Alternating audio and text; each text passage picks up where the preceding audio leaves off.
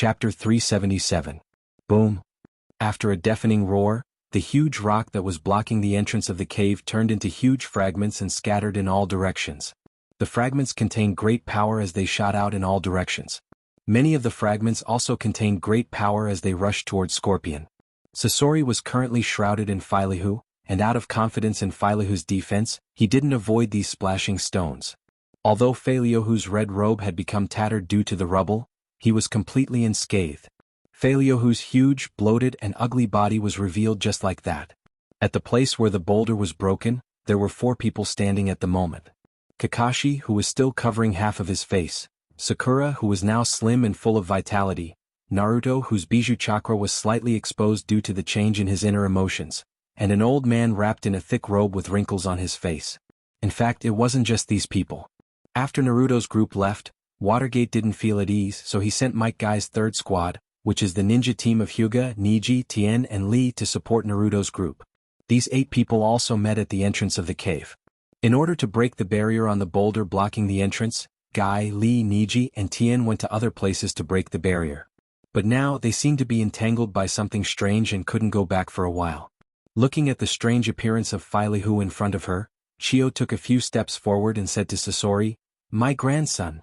I haven't seen you for a long time, and you want to face your grandmother with this attitude?"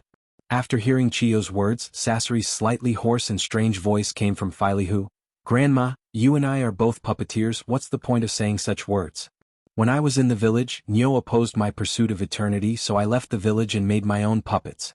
This Filihu is one of my works, and as a puppeteer, it's ridiculous to give up on your own puppet and fight." Xiaoying was also very curious about the thing in front of her that had been transformed into various mechanisms, but it had a human aura. But now, after listening to the conversation between Chio and Sasori, it seemed that this strange thing seemed to be a taboo puppet. "Chio grandma, is this so-called Filihu a puppet or a human?" When Gaara was taken away, Kankuro tracked Sasori and Deidara alone, but he was completely suppressed by Sasori, causing him serious injuries, and he was infected with a poison that was difficult to cure in the village. After Sakura's group arrived at the Sunagakure, they immediately treated Kankuro and had a good relationship with Chio. Hearing Sakura's question, Chio grandma's eyes flashed with grief, and she said to Sakura, "This kind of puppet is both a puppet and a human. Because its main material is the human body, and even some special puppets need to be transformed from living people. Because it's too cruel, our village listed such technology as forbidden, and it's not allowed to be learned and studied. But my grandson, Sasori, was not satisfied with just puppets made of wood and steel, and secretly began to study human puppets. This is the reason why he left Sunagakure." Just when Sakura was still digesting Chio grandma's cruel way of making puppets, Naruto let out a howl full of anger and sadness. Gaara dash. The conversation between Chio grandma and Sakura was interrupted in an instant, and both of them followed Naruto's line of sight. At this moment, the sand armor that had been protecting Gaara's body was broken, and his closed eyes and unperceivable breath proved one thing: the bijou has been removed and Gaara has lost his life. "Sasori, that's the Kazekage of Sunagakure. That's the place where you grew up, the current guardian." Chio grandma finally couldn't maintain a calm tone and said to Sasori with a bit of grief, "Guardian? If the guardian is at this level, it's better to change it early. Grandma, you're already so old, it's better not to participate in such actions. Isn't it better to retire in Sunagakure with your second grandpa?" Sasori looked at the angry Chio, but his expression was normal, and it seemed that there was a bit of ridicule in his tone for Gaara's lack of strength. "You bastard." Chio didn't react, but Naruto became angry because Sasori insulted his friend. The calmness and restraint he showed in front of Watergate was completely overwhelmed by his inner anger at this moment. "Naruto! Naruto!" Seeing that Naruto had already rushed forward, Sakura and Kakashi both wanted to stop Naruto's reckless action. But Naruto, who has mobilized part of the Nine Tails chakra at this moment, his speed skyrocketed, and he was about to reach Sasori. At this moment, a voice came from the sky. "Brother Sasori, I'm back to help you." Sasori used the long tail-like part of his back to attack Naruto quickly, temporarily forcing Naruto to retreat. His low voice seemed to have a different kind of anger as he said to the giant shadow flying in the sky, "Didn't I tell you to retreat temporarily and I'll cover the rear?" The person who came back was naturally Deidara, who was just forced away by Sasori's attack, but at this moment, Deidara no longer had the obvious anger and resentment from before. Instead, he said to Sasori with a cheeky smile, "Brother Scorpion, I was scared by you just now. But on the way, I suddenly remembered that I couldn't just leave something here. Therefore I came back to get it. I didn't do it to save you," Zhang Tai said with a smile. Daidara's address of brother made Sasori's originally wooden expression slightly loosen a little. "If you forgot something, take it and get out of here. I want to have a good chat with my grandmother. You're an outsider, so don't stay here." Sasori looked at Chiyo standing opposite him and said to Deidara.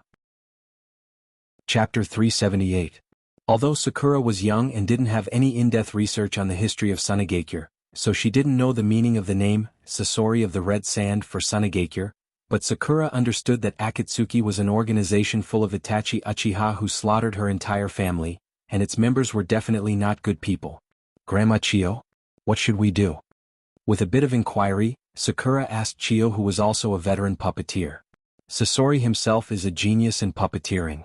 After leaving Sunagakure these years, he is absolutely obsessed with the study of puppets. Although puppets are very inhumane, they are indeed superior to ordinary puppets, so I dare not say that there is a 100% way to defeat my grandson. I can only try my best. Chiyo put her hand into her loose robe, then waved her skinny palm, and a kunai suspended in front of her. Each kunai was connected to chakra wire and controlled by Chiyo. It seemed to be a tentative attack. Chiyo shot all the kunai suspended in front of her towards Sasori. The tail that just forced Naruto to retreat directly shot down the kunai flying toward him. Sasori seemed very dissatisfied and said to Chiyo, "Grandma, do you still need to test me like this between you and me? It's better to directly take out those puppets that you are proud of, and let's have a good competition of puppeteering techniques." 298 puppets. Including the two of you, I have a total of 300 puppets. Sasori's tone was very dull, but there was a bloody smell. 298 puppets made from human bodies, this was only the number of successful puppets. Who knows how many people became defective and were discarded. Looking at Chiyo and Sakura standing opposite him, who seemed to be discussing how to deal with him, Sasori was quite impatient and said to the two women opposite him, "You two almost finished your discussion, right? I hate waiting for people." Sakura and Chiyo looked at each other, nodded to each other and rushed side by side towards Sasori. Seeing that the two of them didn't use any long-range attacks and instead rushed toward him, Sasori made a prompt decision. He activated the mechanism in his Filyu's mouth. Poisonous needles wrapped in green light flew toward Chiyo and Sakura. Although Chiyo was old, her combat experience was extremely rich. She didn't make any big movements. She tilted her body, jumped up slightly and squatted down. The dense poison needles that were flying towards her were actually dodged by Chiyo. On the other side, Sakura used her hands to support herself on the ground and rolled a few times to avoid all the poisonous needles. Looking at Chiyo and Sakura, Sasori also adjusted his attitude. On the other hand, Sakura relied on her physique to quickly close in on Feilyohu. Feilyohu was a puppet that Sasori used to defend his body. Naturally, it wasn't limited to long-range attacks. "Grandma, as long as you are willing, I can make you live forever like me. From now on, you and I can always be together like this." After expressing his pursuit of eternity, Sasori began to ask Chiyo if she was willing to live. Perhaps in Sasori's view, Chiyo was almost at the end of her life. With a chance to live in front of her, how could she give up? Humans were creatures that cherished their lives the most. Chapter 379. Big Brother is still as cold as ever. Looking at Sasori, who was obviously less indifferent than usual, Deidara still said that Sasori was too cold. He didn't know why, but he felt a sense of incongruity. "Don't worry, Big Brother. I will take the things and leave. Maybe it will be good for you and Grandma to have a good chat." With that, a smile appeared on Deidara's face. The huge clay bird he was sitting on changed from a hovering posture in the sky to a diving posture in an instant. Like an eagle preying on a hare, the clay bird also rushed to the side of Gaara, who was lying on the ground with wounds all over his body, and grabbed Gaara with its claws. "Big Brother, how is it? Now you can talk to Grandma better, right?" Looking at Sasori standing on the ground, Deidara laughed proudly. Although the strength of Naruto and Sakura is not so widely known, Kakashi from Woodleaf and Chiyo Momo, the consultant of Sand Ninja's elder group, are both well-known figures. No matter how strong a person is, as long as they don't reach a certain limit, they will eventually be suppressed by numbers. Deidara wanted to take Gaara's body at the moment to attract some of the power to increase Sasori's chances of survival. Sasori, Chiyo Momo, and Kakashi understood such a small idea. Even Sakura and Naruto vaguely felt that they had grasped something. In fact, the best plan now is for the four of them to go together and directly surround Sasori. The most effective way is to concentrate their strength and defeat him one by one. After all, although Gaara is very important, he is just a corpse. It is difficult to get it back, but it is not so troublesome to destroy it. But no matter who it is, they can't choose to do this because Gaara is not just an ordinary ninja, but also the Kazekage of the Sand Village in the Land of Wind. The body of a person with such identity and status cannot be tarnished like this. What's more, among Woodleaf's group, Naruto and Sakura also have some friendship with Gaara. Even Naruto has a feeling of appreciation for Gaara. How can he tolerate someone not leaving Gaara's body intact? As for Chiyo Momo, as the consultant of Sand Village's elder group, she naturally has to maintain the dignity of Sand Village's Kazekage. And from Chiyo's point of view, it was her own fault for forcing Raza to turn Gaara into a Jinchuriki, which directly led to Gaara's sad life. Although Gaara had already gotten over it, the older Chiyo got, the more she blamed herself. "You bastard, leave Gaara." Among them, Naruto couldn't hold it in the sky. At this moment, Naruto shouted at Deidara in the sky, expressing the uncontrollable indignation in his chest. What can best reflect Naruto's mood is naturally the violent aura slowly released from Naruto's body, his eyes getting redder and redder, and his canine teeth getting sharper and sharper. So that's how it is. Woodleaf also sent their man Column Force over. It's really interesting.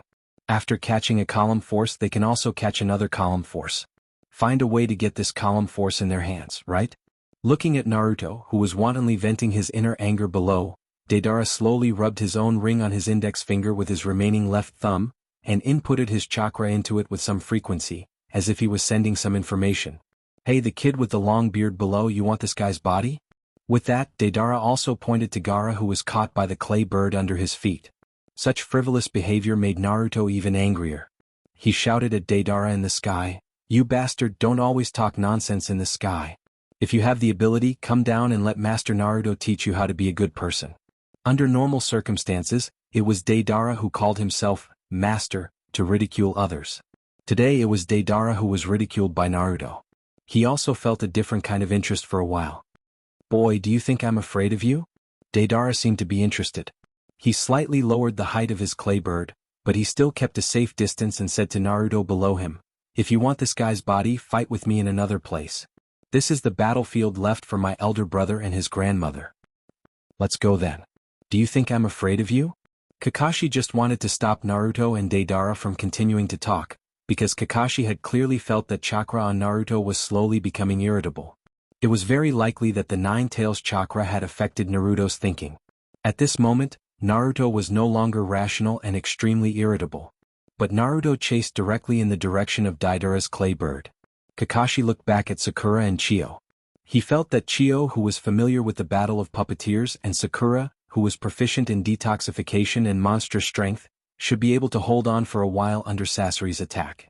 Therefore, he also caught up with Naruto's departing figure in a few flashes. Watching Deidara leave with Naruto and Kakashi, Sasori also turned his gaze back to his grandmother Chiyo. "Grandma, to be honest, I don't want to do anything to you. If you decide to go back now, I will never stop you." Hearing Sasori's words, Chiyo sneered without a trace, as if she had heard something very funny. "Sasori, if it were any other situation, Grandma would never do anything to you. Even when you left Sunagakure, Grandma didn't directly kill you. But this time you've gone too far. The leader of Sunagakure was kidnapped by you to extract bijou, and all kinds of losses are shocking. I'm your grandmother, but I'm also a ninja of Sunagakure." After listening to Chiyo's words, Sasori seemed to be touched by something. His originally calm, hoarse and low voice suddenly raised a lot and said to Chiyo, "Don't mention them. Don't mention Sunagakure. Don't mention." There are many reasons for Sasori's defection from Sunagakure. There are reasons for his addiction to the study of puppets, and also his disgust for Sunagakure itself. However, when Grandma Chiyo was young, she was busy with various affairs in Sunagakure and ignored Sasori's emotions. Concealing the news of his parents' death is also an extremely important reason.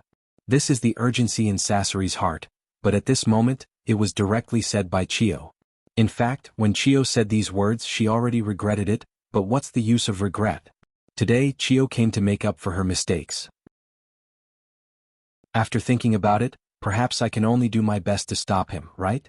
No matter what price I have to pay, I can't let my grandson continue to make mistakes. Akatsuki organization is not a good place, and I can't let Sasori stay in such a place. Even if I have to kill my grandson, I can't let my grandson make more irreparable mistakes. Chapter 381. Let's put aside the battle between Sasori, Chiyo, and Sakura for the time being. Let's turn our attention to Kakashi and Naruto, who had just chased Deidara away. Looking at Deidara sitting on a huge stone not far from him, Kakashi didn't know why, but a different kind of tension suddenly emerged in his heart. When Sakura saved Kankuro in the Sunagakure, Baki, who served as the Kazekage's assistant in the Sunagakure, also told him some information about the two ninjas who attacked the Sunagakure this time. This Deidara in front of him, in Baki's words, is a very destructive character who is good at sneaking in and is close to a core destroyer. Generally, such ninjas are the most vigilant target in the war, but in such a small-scale battle, they are also the most vulnerable ninjas, because most of them are weak in single attacks.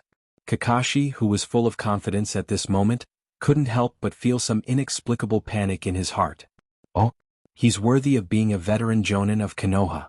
He noticed that something was wrong so quickly. But unfortunately you are still one step behind. You have now completely fallen into this uncle's trap. Although I don't want to cooperate with this guy, but since he was sent by the boss, there is no other way.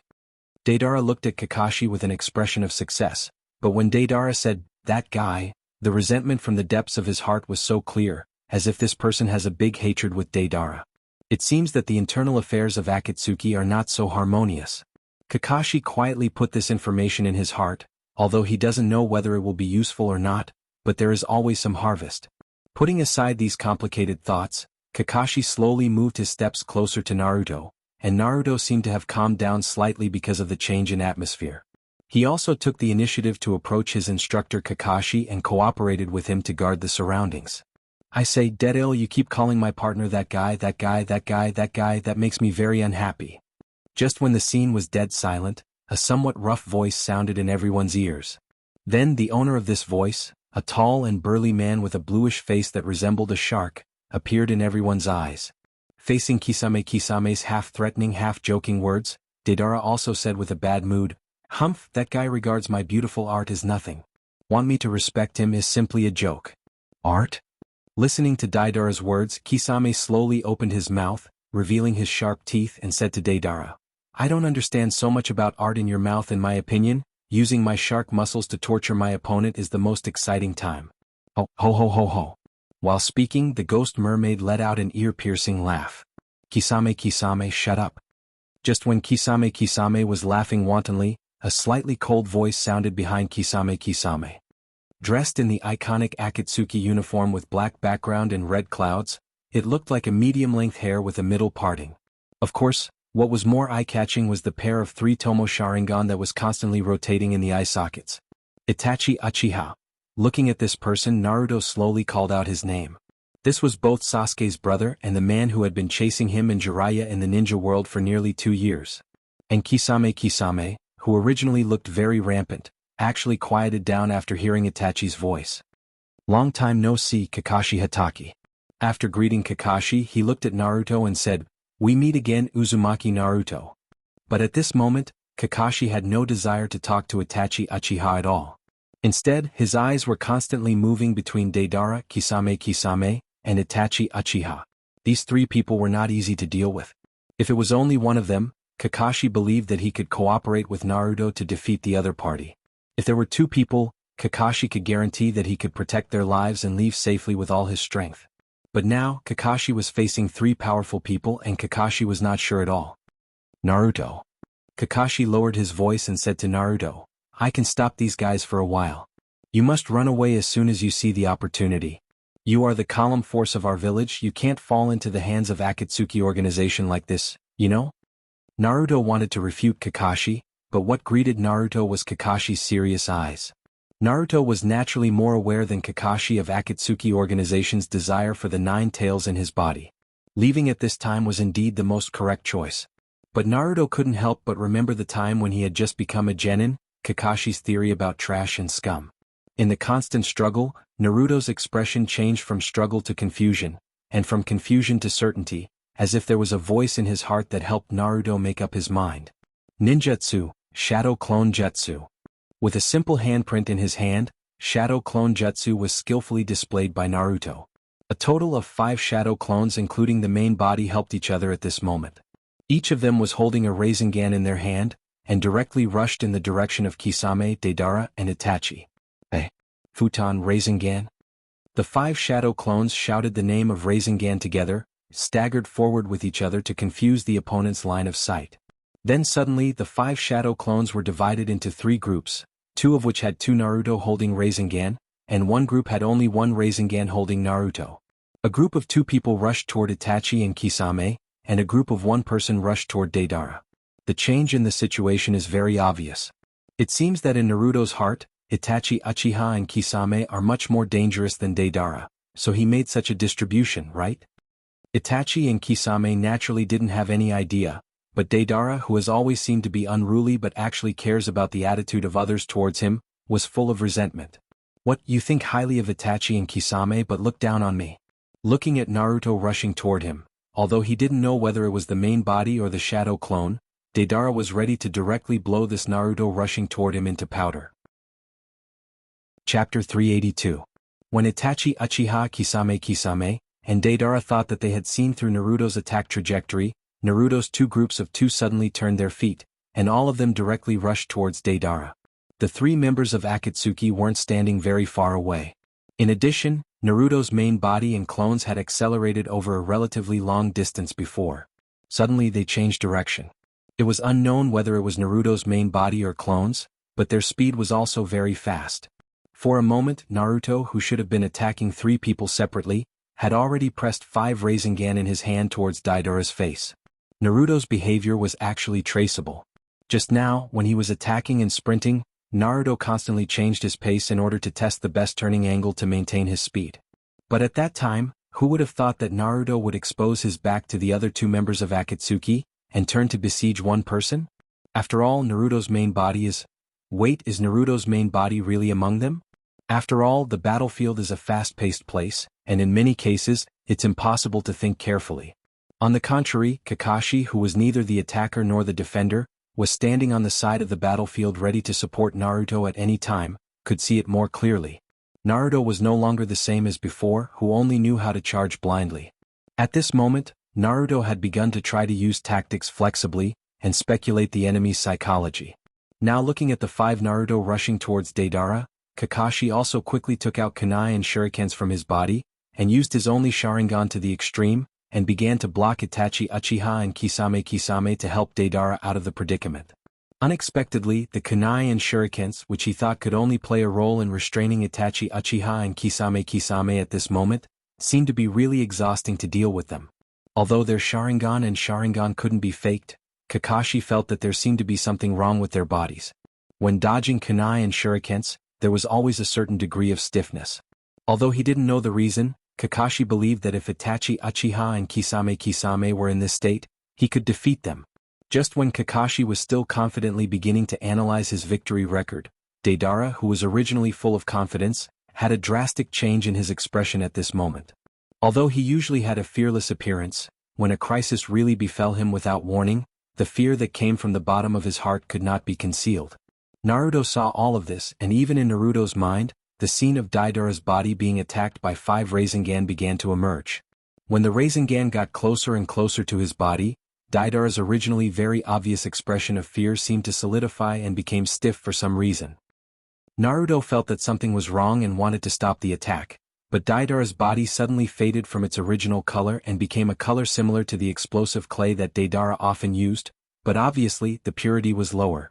It may be that ordinary soil was used, and then the explosive clay was mixed to complete the purpose of plasticity and control. Naruto tried his best to stop his body, but Deidara, who was molded by clay, suddenly sprang out several hands made of clay, firmly entangling all the 5 shadow clones of Naruto who were close to him. Ah! I thought I could only blow up one of the clones to vent my anger, but I didn't expect that they were all aimed at me. I like it very much. Since I like it, I should let you become part of my art. Pseudo. C3. 18. Art. Explosion. Standing a little further away when the word explosion came out of Deidara's mouth, the clay puppet called Pseudo 18 by Deidara also began to swell.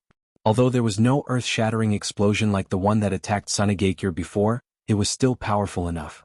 Layers of airwaves emanated from the center of the explosion, blowing away Kakashi's shurikens and kunai. Itachi, Uchiha and Kisame quickly used chakra to stabilize their bodies, but their clothes were still blown by the strong wind. What a beautiful scene. If it weren't for saving Column Force's life, this explosion could be at least 3 times stronger. It seemed that it was a pity. Deidara comforted himself. Wind release breakthrough. Itachi Uchiha's cold voice suddenly sounded. At this moment, Itachi's hand seals were flying, and a ninjutsu was quickly completed. Although this wind release is not a powerful ninjutsu, it is easy to blow away the smoke that shrouded Sudo. 18. After all, Itachi Uchiha, who has rich combat experience and meticulous mind, has noticed that something is wrong at this moment. Did he start to use wind release to disperse the smoke and confirm his thoughts? Just when the wind was about to approach the thick smoke, a somewhat muffled sound came from under Deidara's feet. "Caught you, you bastard." This voice was so familiar, it was obviously Naruto's voice. Itachi Uchiha also instantly understood what the vague premonition in his heart was about. It turned out that the 5 Naruto just now were all shadow clones used to confuse the public. Was the real killer hiding underground? The ground instantly burst open and Naruto's figure flew out of it. At the same time, Naruto also shouted in his mouth, "Wind release, Rasengan." Naruto actually changed the method of using shadow clones to assist in Rasengan. At this moment he has already cast Rasengan with one hand. But this Rasengan obviously does not have the stable light that it usually has. Instead, it is bright for a while and dark for a while. It looks like it may explode at any time. Yes, Naruto actually hasn't mastered the method of one-handed Rasengan at the moment, but in order not to waste such a surprise attack opportunity, Naruto is also betting that his one-handed Rasengan will succeed. Using his signature ninjutsu Rasengan at an amazing speed, Naruto's blow hit Deidara's chin. The huge impact directly sent Deidara flying, and Naruto also stood in place with a tired look, gasping quickly. Who would have thought that Naruto has grown to such an extent? Chapter 383. Naruto has been traveling with Jiraiya in the ninja world during this period of time, and he has indeed grown a lot, but Itachi Uchiha, who has been chasing Naruto and Jiraiya with Kisame, understood that the current Naruto's fighting mentality was completely different from the hot-blooded idiot Uzumaki Naruto he had a brief confrontation with not long ago. Such a double trap, can Naruto really come up with it? However, although Itachi felt that he might have touched the truth of something, he did not remind Kisame, who seemed eager to try next to him. "Ah, Deidara, that kid is only good with his mouth. Just let me catch you and bring you back. This time there is no old guy Jiraiya following you. Kakashi alone can't do anything." Kisame was very clear about his current state. He and his partner Itachi Uchiha did not use their real bodies to support Deidara at the moment. After all, there are only a few official members of Akatsuki, and the ninja world is very large. Most of the time, it is difficult for Akatsuki to gather all their core members together. Itachi and Kisame were in a rather distant place at the moment, but just now Deidara urgently contacted Akatsuki through the ring on his hand, explaining that he now met the Nine Tails Column Force with Kakashi. This is a good opportunity to capture Column Force. After thinking about it a few times, Pain felt that it was a good choice to capture Naruto at this time, so he began to use one of his forbidden jutsu, Elephant Shift Jutsu, to let Kisame and Itachi Uchiha, the 2 members of Akatsuki who can be said to know Uzumaki Naruto the best, come in this way. But after all, it is not the real body. Using Elephant Shift Jutsu, to use the method of sacrifice to let Itachi Uchiha and Kisame come to support. This Elephant Shift Jutsu can only maintain 1/3 of the chakra of the real body, and most of the time, it can't be controlled so perfectly. Even so, as Kisame who has a lot of chakra and Itachi Uchiha who is proficient in ninjutsu and genjutsu, they still have the ability to suppress and entangle Kakashi. Taking advantage of this time, Deidara can capture Uzumaki Naruto. Isn't everything just right? But he didn't expect that the battle had just begun and Deidara was knocked out directly. According to Itachi Uchiha's character, he will turn around and retreat at this time. Usually this is the Elephant Shift Jutsu. However, the body created by the elephant rotation technique would not be affected even if it died. Instead, Itachi was very curious about who was hiding behind it. Even at this moment, himself slowly opened his Sharan slowly opening his Sharingan and then began to join the battle began to slowly himself at this moment. After a round of dazzling hand-speed battle, the battle between Chio and Sasori also came to an end. After all, The puppets of 3 generations Kazekage were more powerful than ordinary puppets. Even if Chiyo had used the father and mother puppets that she had modified to the extreme, it was difficult to bridge the gap in strength.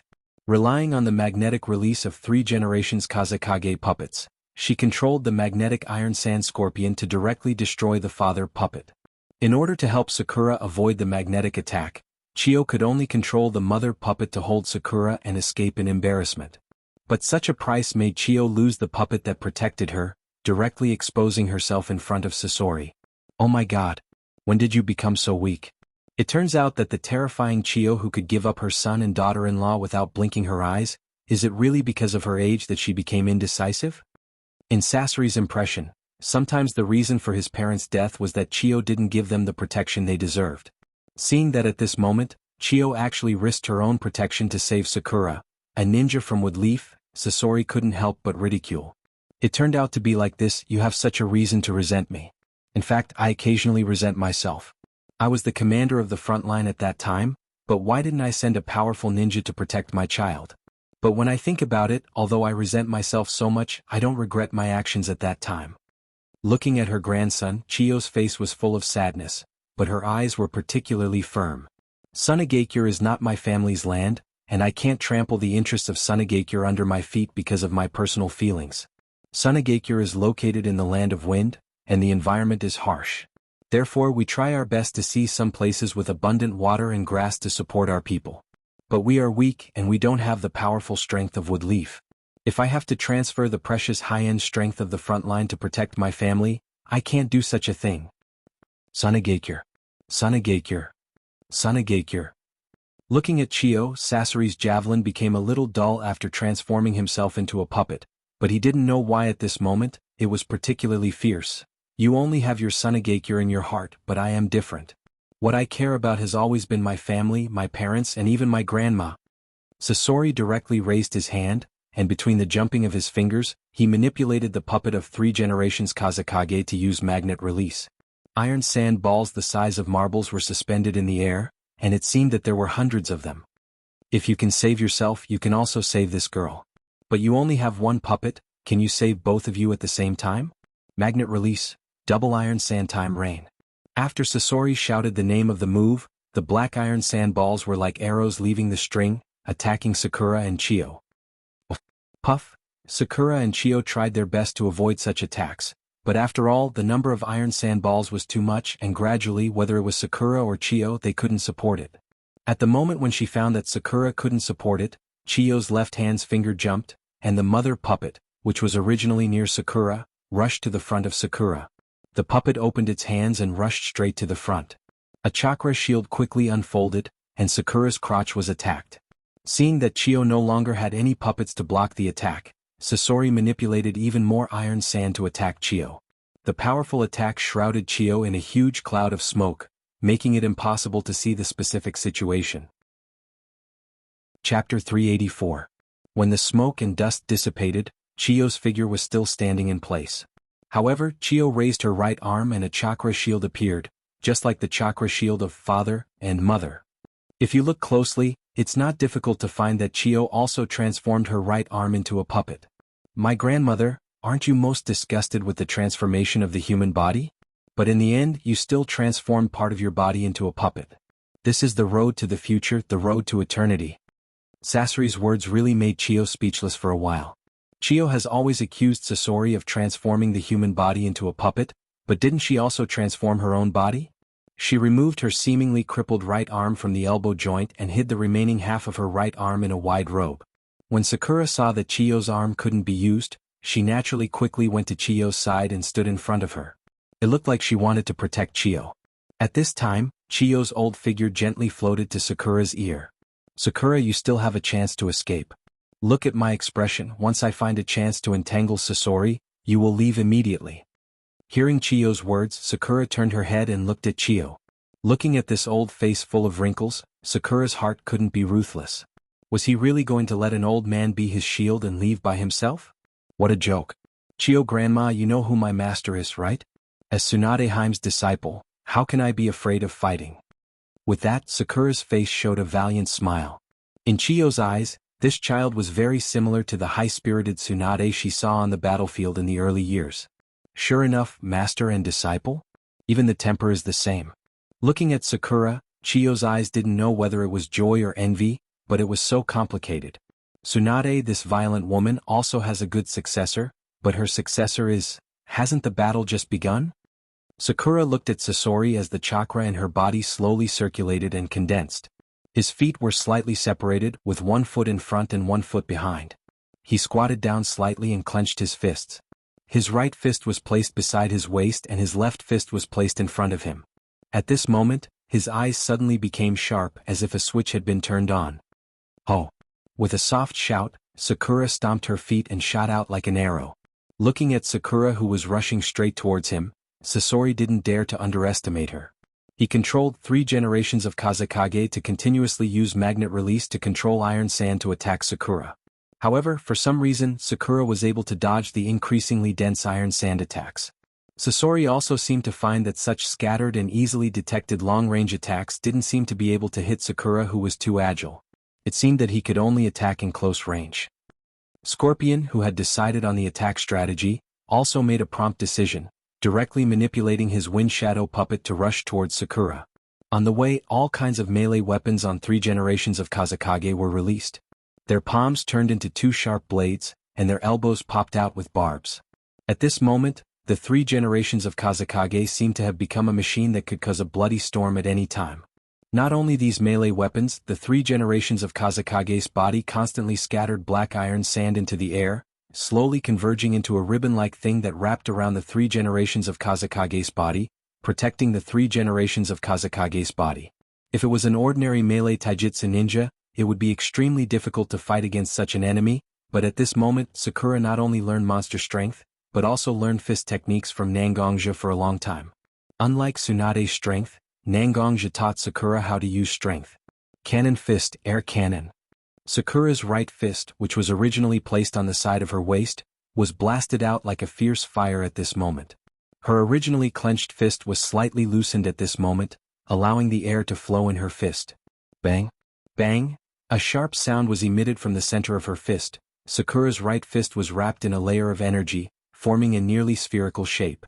A white airflow was emitted from Sakura's fist, which slowly dissipated into the air, looking very powerful. Cannon fist was a short-range fighting technique. It was mainly used within a short distance. Even Nangongja could only rely on the inner strength in his body to make the attack of cannon fist reach a distance of about 10 feet. After 10 feet, the attack would lose its power. However, Sakura used the monstrous strength technique she learned from Tsunade to increase the speed and strength of her punches to a level that even Nangongja could not reach. After in-depth research with Nangongja and Tsunade, she used the principle of Hyuga's Bagua, air palm, to create the move air cannon. Although Sakura's fist stopped, the energy wrapped around her fist didn't dissipate. Instead, after leaving her fist, it became even faster and fiercer, bombarding 3 generations of wind shadow puppets. In just a moment, the black iron ribbon that was originally wrapped around 3 generations of wind shadow puppets has been broken, and 3 generations of wind shadow puppets also flew into the sky at a very fast speed. This sudden change made the chakra thread that was originally wrapped around 3 generations of wind shadow puppets to control the puppets in an instant, and Sasori also lost control of the puppets for a while. Sakura made a prompt decision and immediately began to apply monster strength to her legs. Under the blessing of monster strength, her jumping ability greatly increased. Chapter 385. Sasori, who was standing on the ground, looked at the 3 generations Kazekage puppet that had been smashed into pieces, and he felt distressed, although he still had a chance to repair it. But after such a crushing destruction, the performance of the 3 generations Kazekage puppet will be greatly affected. As for Sakura, Scorpion was too lazy to pay attention to it, because he had launched a sneak attack on Xiaoying at such a close distance, and she could not borrow strength in the air. No matter what, it was impossible for Xiaoying to escape this attack unscathed. Furthermore, this trump card of his was smeared with a highly toxic poison that he had researched and created. Even with the best treatment, the person would only be able to live for 3 days at most.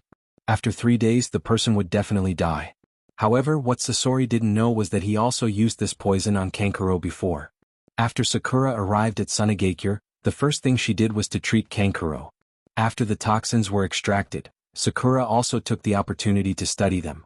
Although she couldn't completely analyze the proportion of various drugs in these poisons, she had made some adjustments according to the general antidote made by Tsunade and made some time-effective antidotes. When she chose to attack the 3 generations Kazekage puppet in this way, Sakura didn't dare to say that she could avoid the large and small hidden weapons and iron sand attacks on the 3 generations Kazekage puppet. As a puppet master, Scorpion would definitely plant poison in all the places where it could be planted. Therefore Xiaoying also secretly injected the antidote she held in her hand into her own body. Sakura, who was in the air, couldn't avoid being hit by the shuriken hidden inside the 3 generations Kazekage puppet. Although it didn't hit the vital part, there was still a shallow scratch on Sakura's left arm. The scratch wasn't very deep and even blood didn't flow out, but at this moment, Sasori's face had a victorious smile. But everything didn't go as smoothly as Sasori imagined. Now it was time for the antidote to work. The small tube of antidote that had been developed in an emergency could only last for 3 minutes. Within 3 minutes, even if she was attacked by Sasori's poison, she could easily deal with it, but after 3 minutes, it would be a dead end. Sakura slowly moved her body to the side of Chiyo Popo, and quietly took out a small tube of reagent from the ninja bag behind her and stuffed it into Chiyo Popo's hand without a trace. With one hand behind her back, she explained the effect and duration of the antidote to Chiyo Popo with sign language. "You're not affected by my poison?" Seeing that Sakura had clearly been hit by his own poison shuriken, but she still seemed to be completely unaffected as she approached Chiyo Popo. Without waiting for Sakura to explain the reason, Sasori guessed the reason. "Is it the kid who wanted to track me near the village? Did you get my poison from him and concoct the antidote?" Sakura nodded, seemingly agreeing with Sasori's statement.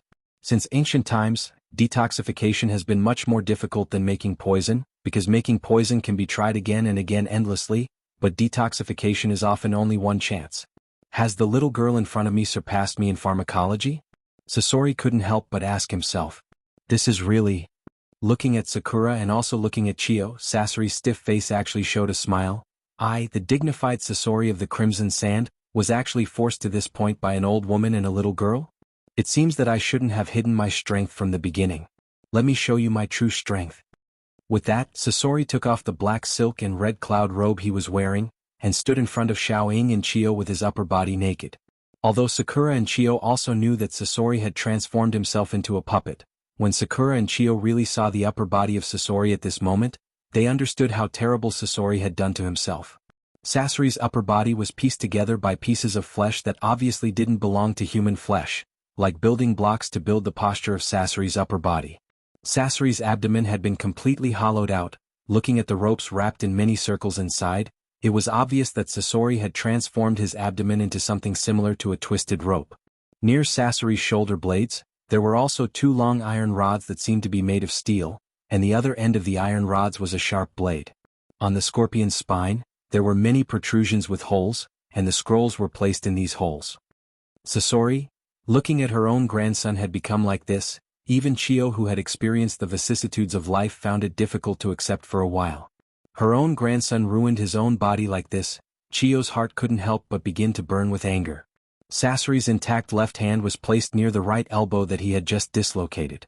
With a light flick of his finger, the arm that he had just dislocated to the ground had already returned to the elbow under the control of Chiyo. From his bosom, he pulled out a seemingly very thick scroll. His right hand grabbed the scroll and fiercely pulled it. The entire scroll's interior was exposed to the air. After inputting his own chakra into the scroll was immediately activated. A cloud of smoke was constantly produced along with the opening of the scroll, and after the smoke dissipated, a strange-looking puppet appeared. There were a total of 10 such puppets. Each puppet was dressed in a white robe, standing in front of Chiyo with different postures. Chiyo opened her hands and stretched them in front of her body.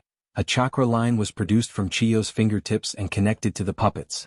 White secret technique, Kinsong 10 people. Join. After everything was prepared, Chiyo Popo used her low and powerless voice to call out the names of the 10 puppets in front of her. Clap, clap, clap, clap. When the Kinsong 10 people completely appeared, Sasori unexpectedly couldn't help but clap his hands, as if he was very excited, and said to Chiyo, "The move that had been sealed by you is actually used again? It's really worthy of celebration? Then I will also let you see my move." After saying that, Sasori opened a piece of breastplate on the right side of his chest. A chakra line extended out from the hole after the breastplate was opened. Two of the scrolls on Scorpion's back had been opened at some point in time. In an instant, a large group of puppets in dark red robes stood behind Scorpion. A rough estimate was actually close to 100. This was Red Secret Technique, 100 Machine Show. Chapter 386. On the other side of the battlefield, Naruto and Kakashi were confronting Itachi Uchiha and Kisame at the moment. Looking at Itachi Uchiha standing opposite, Kakashi also told Naruto how to face Sharingan in a timely manner. Naruto also listened very carefully to the teacher's explanation. He stared closely at Itachi Uchiha's body, trying to judge Itachi's actions by observing his body's movements. But this trick has been used by Guy before. Itachi naturally won't fall in the same place twice. Itachi slowly raised his hand on the side of his body, slowly clenched his fist, and then extended his index finger toward Naruto. Suddenly, Naruto felt his consciousness was in a trance. There was even a feeling of weightlessness and he couldn't even stand firmly. The originally bright surroundings had suddenly turned into a slightly dim yellow color. Naruto knew that he had been pulled into genjutsu by Itachi Uchiha for a while. Naruto tried to turn his body to observe the situation around him, but he couldn't move. Naruto even felt that half of his body didn't seem to be his own at this moment. Suddenly, a hand grabbed Naruto's neck. Naruto struggled to turn his eyes and looked in the direction of his arm, but found that it was his right arm. But at this moment, his right arm was covered with a layer of gray aura, just like the completely demonized Sasuke he saw in the Valley of the Final Fate. If Naruto could see his current appearance, he would be very frightened, because half of his body has become Sasuke, who has entered the second state of Curse Seal. Naruto, I didn't expect that after so long you are still so weak. What can a person like you do? A cold voice sounded in Naruto's ear. Naruto was so familiar with this voice, it was the voice of his close friend Sasuke. Yes, if it wasn't because he was too weak, how could he not stop Sasuke from leaving? Just when Naruto was still blaming himself, he felt a surge in his abdomen, and the coat that was tightly pulled up slowly opened at this moment. A pink-haired person came out of his abdomen and looked at him with resentment in his eyes. You promised me that you would come back with Sasuke. Your words were so solemn, and you kept saying that you would bring Sasuke back even if your hands and feet were broken. But, Naruto, did you really try your best?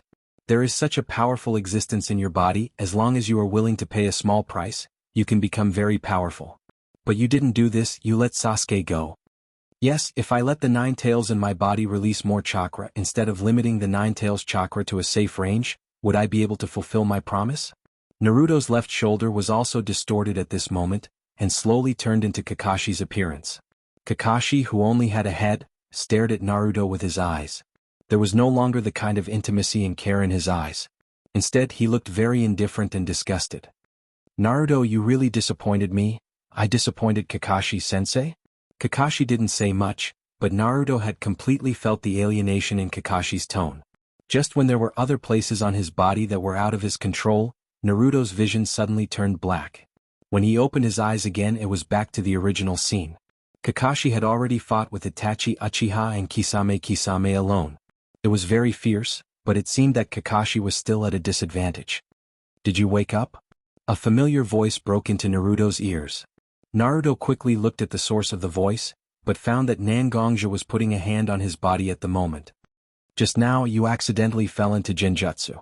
Originally, I didn't plan to directly participate in the battle, but seeing that Kakashi had no time to help you, I came out to help you. Naruto seemed to still be immersed in his experience in genjutsu at the moment. He didn't even ask why Nangongja left the wood leaf and came here. Genjutsu is genjutsu after all, it targets the flaws in a person's psychology. Don't let the experience in genjutsu affect reality, do you understand? Obviously, seeing Naruto's confusion and pain at the moment, Nangongja could only comfort him a little. Then he walked slowly in the direction of Kakashi, Itachi, and Kisame with his Heaven's Calamity sword. The three people who were still fighting fiercely at the moment stopped at the same time and looked at Nangongja. Itachi and this guy who looks strange, you and I know what situation you are in. Now you can't beat me, don't waste your strength, just directly remove your ninjutsu. This time you have already got the Ichibi, it's better to stop now. Nangongja didn't know the principle of elephant turn jutsu, but he was extremely sensitive to the state of Itachi and Kisame at the moment. Nangongja didn't want to use his sword because of such a thing, so he also advised. Itachi was relatively calm, but Ghost Mermaid wasn't calm at all. Although Ghost Mermaid had never fought against Nangongja directly, as the head of the Blood Cloak Pavilion, Nangongja had a lot of detailed information about him. Ghost Merman surely knew how terrifying Nangongja was, but he still suppressed the fear in his heart because he wanted to challenge the powerful one. In any case, he was currently in the state of the elephant rotation technique. If he died, so be it. It wouldn't affect him. Ghost Mermaid raised the shark muscle in his hand high, and the enormous blade was about to hit Nangongja's body. Nangongja's eyebrows were slightly knitted together. He seemed a little annoyed. He had already tried to persuade them, but there were still people provoking him. It really made him feel very uncomfortable. Without even looking at Ghost Mermaid, Nangongja gently waved the Heaven's Disaster Sword in his hand, which hadn't even been unsheathed. Chapter 387. Facing the sudden appearance of Nangongja, although Kakashi didn't trust him unconditionally like Naruto, as a person close to his father, Kakashi didn't care much about the reason why Nangongja came here. After all, Nangongja was the one who helped him solve the deadlock. When he fought with Itachi Uchiha and Kisame just now, Kakashi was completely sure that these two people were not the real Itachi Uchiha and Kisame.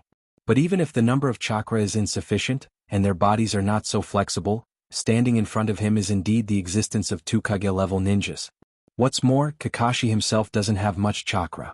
Just now, Kakashi almost used the power he has been sealing because of Rin's death. Such power. Kakashi really doesn't want to use it so casually. Okay, let's not stand here and stare at each other. With that, Nangongja pointed to Gaara's body that was put on the ground by Deidara in order to attract the attention of Kakashi and Naruto before the battle and said, "Let's take Gaara and join the people of Sunagakure. The Kage of our ninja village naturally has to return to our ninja village." Both Kakashi and Naruto nodded. After looking at each other, Kakashi slowly stepped back, obviously letting Naruto take Gaara's body. With a heavy heart, Naruto walked step by step to Gaara's side. Kneeling on one knee, Naruto carefully checked the large and small injuries on Gaara's body. "I believe you, you have done your best for your village." For some reason, Naruto suddenly began to see scenes in front of him. As the same column force, Naruto and Gaara have the same starting point in life. Both of them were lonely and ostracized by others. At this moment, Naruto suddenly saw the scene of himself lying on the swing at the gate of the ninja school and watching other people's parents come to pick up their children.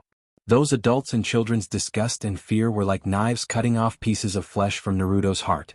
And Gaara was no different from Naruto. Everyone who saw Gaara would retreat in the sciences.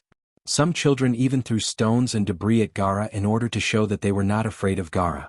At that time, Gaara's ability to control sand was not fully awakened.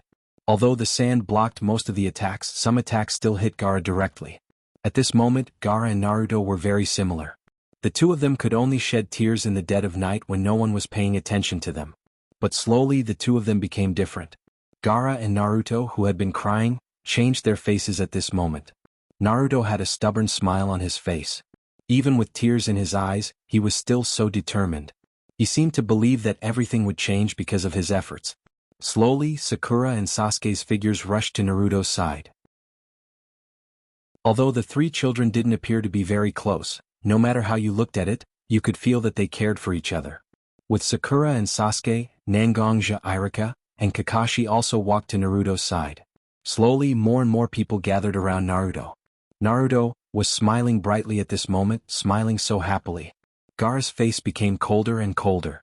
Even his original face was covered by his sand armor. The big love character on his forehead looked so conspicuous. The scarlet color seemed to tell everyone that he was Shura who only loved himself. Maintaining such coldness and madness, Gaara grew up little by little, but drops of blood dripped from his hands from time to time. However, Gaara's eyes seemed to be full of sadness.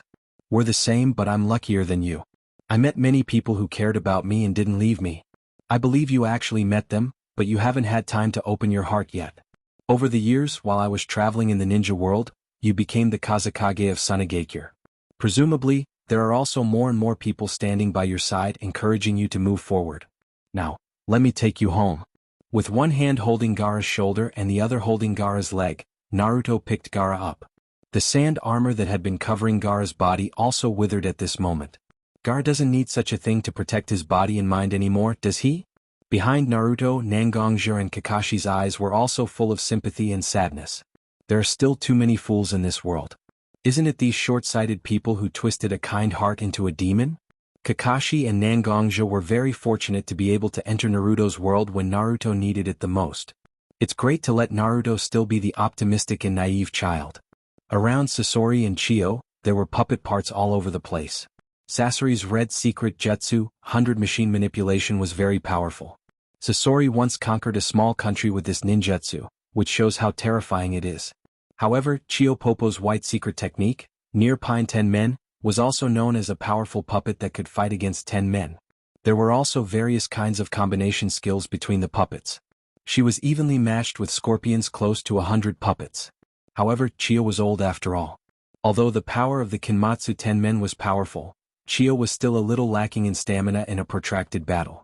However, Sakura, who inherited Tsunade's monstrous strength and Nangongja's martial arts routine, was on Chio's side. Sakura and Chio cooperated perfectly when the opportunity presented itself. A Kinmatsu 10 Men puppet suddenly spat out a mechanical ball from its mouth. Sakura quickly grabbed the mechanical ball, passed through the layers of obstacles of the 100 machine manipulation puppets, and forcefully threw the mechanical ball in her hand towards Sasori. The mechanical ball immediately underwent various changes, like a strange beast head that opened its mouth to devour people. When Sasori was hit by the beast head, the huge impact also directly affected Sasori's body, and he was directly nailed to the cliff next to him by the beast head.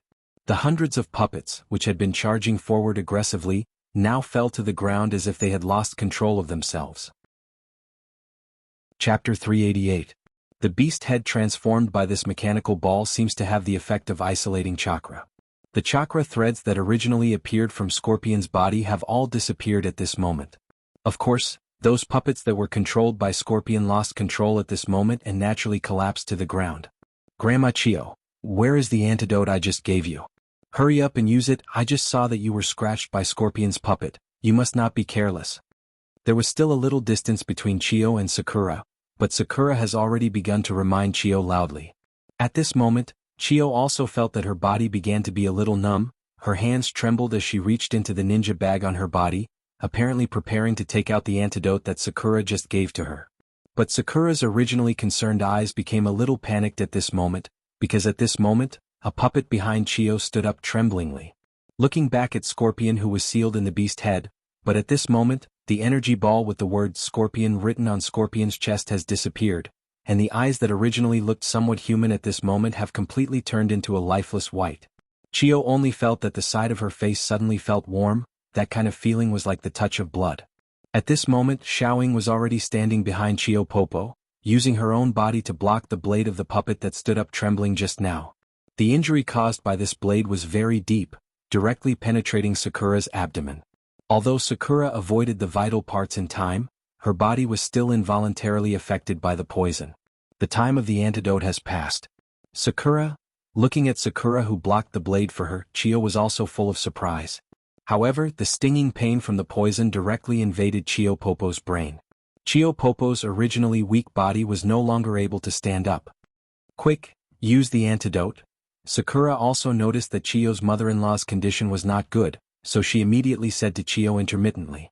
The price she had to pay for speaking like that was the wound on her abdomen. She vomited blood from her mouth.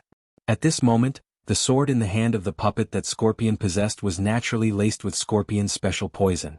The poison constantly played its role, and the feeling of numbness soon began to spread throughout Sakura's body. However, Sakura suddenly felt a cooling sensation in her legs, and the numbness slowly faded away. And the reason for these changes was naturally because Chio, who was already paralyzed on the ground, had used her own antidote on Sakura. Looking at Chio, who sacrificed her chance to detoxify the poison in order to save Sakura, a ninja from Woodleaf, Sasori's eyes were also in a trance. If his grandmother had been so humane and not so tyrannical, would his parents still have a chance to live? Would he be able to live his own life like a normal person? Not knowing why, Scorpion suddenly had a little doubt about his choice. But after all, Sasori had adhered to his own ideas for so many years. Such complicated thoughts were not unheard of. Naturally, Sasori quickly drove such doubts out of his mind. He tried hard to pull out his sword from Sakura's abdomen, but Sakura held the sword tightly, not letting Sasori succeed. Such a scene of Chio loving Sakura, and Sakura risking her life to protect Chio, was so dazzling in Sasori's eyes at this moment. Why can't I be like Sakura and get the care of my grandmother? Why have I always been scolded and indifferent? With the birth of this thought in his heart, Sasori's eyes became more and more crazy. His right upper arm suddenly rotated as if opening a mechanism. His upper arm and lower arm suddenly separated, and a sharp blade appeared in front of his upper arm. At this moment, Sakura also didn't react because of the sudden change. She just watched Sasori attack Chiyo. But Chiyo's fingertips twitched, and two figures suddenly appeared in front of Sasori. The familiar face made Sasori, whose emotions were fluctuating violently, stagnate for a moment. And it was this moment of stagnation that allowed the long swords in the hands of the two puppets, father and mother, to penetrate the core of Sasori's consciousness and power. In the end, the most important thing in your heart is still your parents. Sasori? Looking at Sasori, who was penetrated by the sharp blade, Chiyo's voice trembled slightly. After all, she killed her grandson with her own hands. Just when Chiyo wanted to say something, Sakura's body slowly fell to the ground. This girl, in order to stop me, has been keeping the long sword with poison inside her body. Her antidote may be effective, but in the face of the continuous erosion of the poison, even the antidote has a time when it will fail. It seems, she is also going to die? Hearing Sasori's words, Chiyo immediately tried her best to move her body to Sakura's side. With the medical chakra attached to her hands, she slowly treated Sakura's wounds, and from time to time she also encouraged Sakura. Grandma, when did you become so confused? When I knew that this girl was a medical ninja, although the place I attacked was not a vital part, it was still a very troublesome place. Grandma, how can you save this child with your half-baked medical ninjutsu? Listening to Sasori's words, Chiyo's eyes flashed with a trace of sadness. This is not a medical ninjutsu. With that, the light of the medical chakra in her hands slowly turned into the light of Saiyan chakra. I am pouring my vitality into Sakura's body to stimulate Sakura's self-healing ability. No matter how serious the injury is, it is not worth mentioning under the full operation of the human body repair system. Sharing vitality? Hearing Chiyo's words, the face of his father and mother involuntarily appeared in front of Sasori's eyes. Grandma, you really do a lot of boring things. Chiyo's face also showed a touch of indescribable color, nodded as if to comfort herself and said, when people are old, they are always obsessed with some things and do a lot of things that sound silly. Chapter 389. Looking at the grandmother in front of him who looked familiar yet strange, Sasori felt that after he left Sunagakure for more than 10 years, his grandmother had seen and thought a lot of things clearly.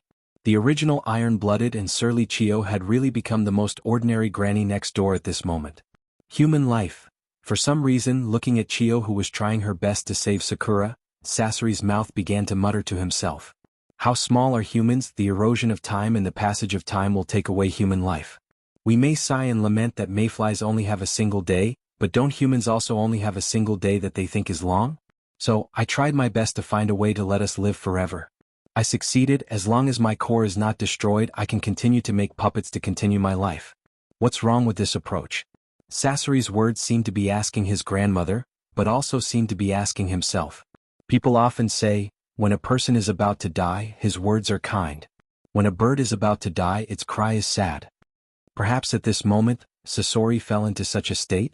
The original paranoid and stubborn thoughts have slowly dissipated at this moment, leaving only a rational thought to look at his life.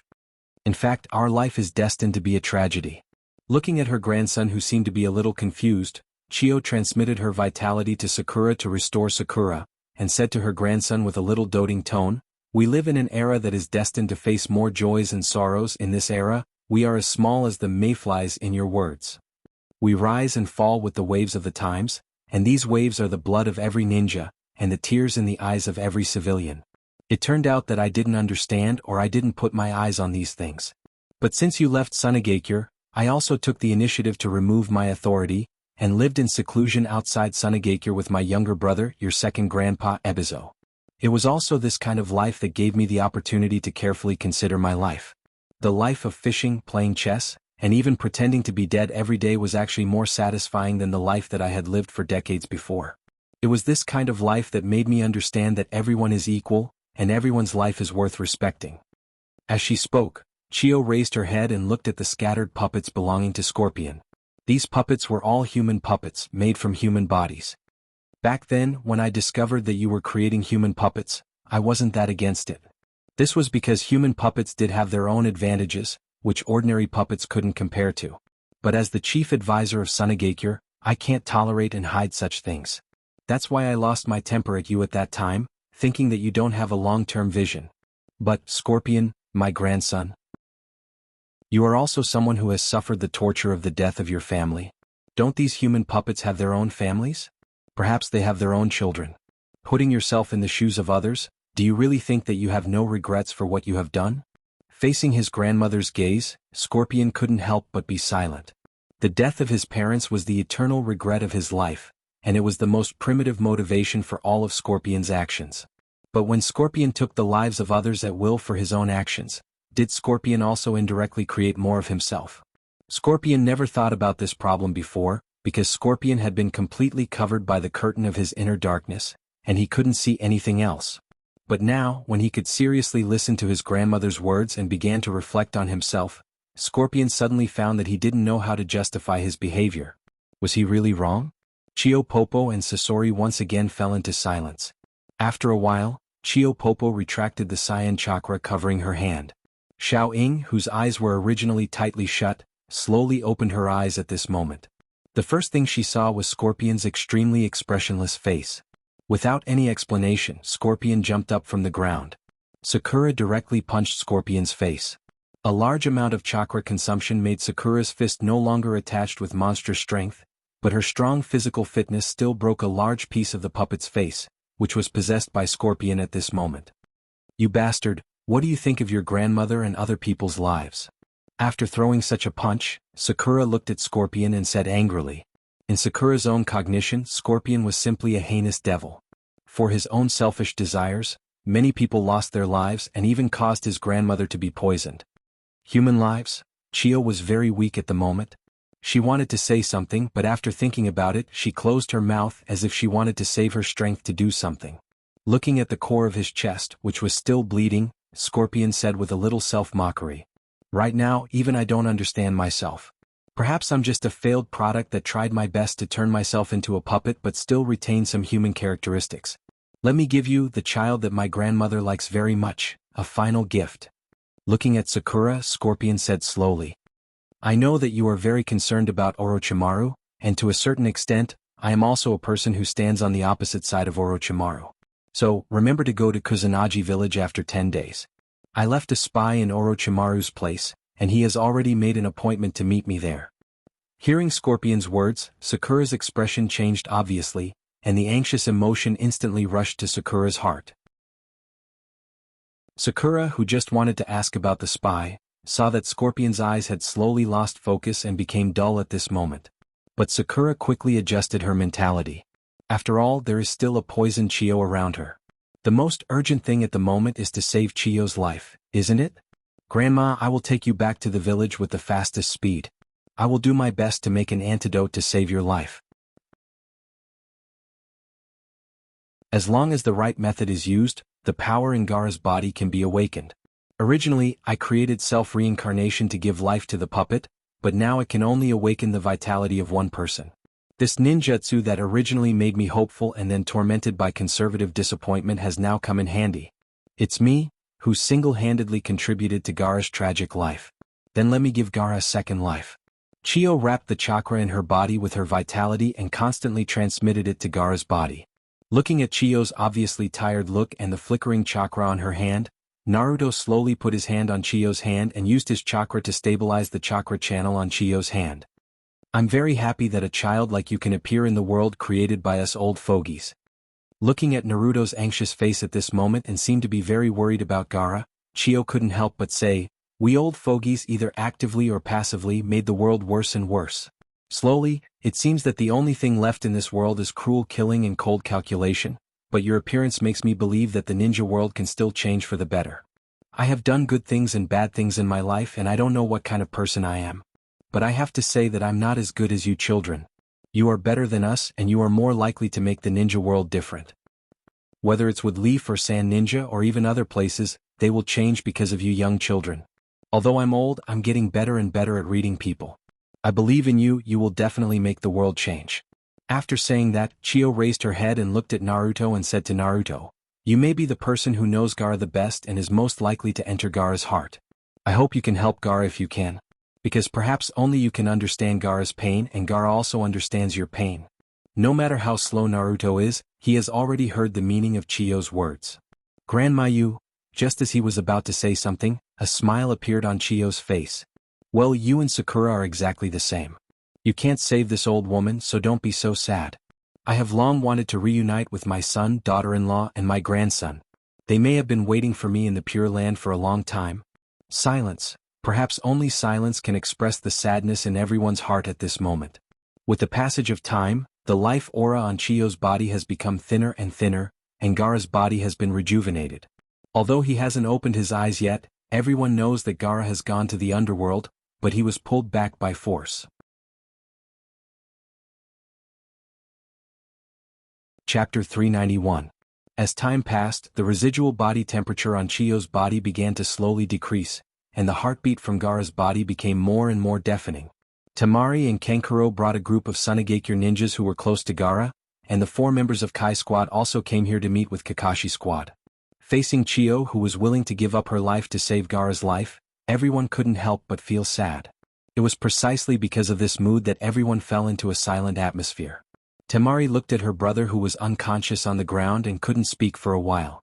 She could only stare at Gaara's face silently. Just as Temari looked at her brother's face intently, she suddenly found that Gaara's eyelashes trembled slightly. Seems like Gaara is about to wake up? Gaara's eyes kept trembling slightly, as if he was trying his best to open his eyes. Finally the closed eyes opened. The eyes that had always hidden a kind of madness in everyone's impression were exceptionally clear at this moment. You've finally woken up. Big sister was really worried sick about you. Seeing her little brother open his eyes, Tempura also displayed the attitude she should have as an elder sister.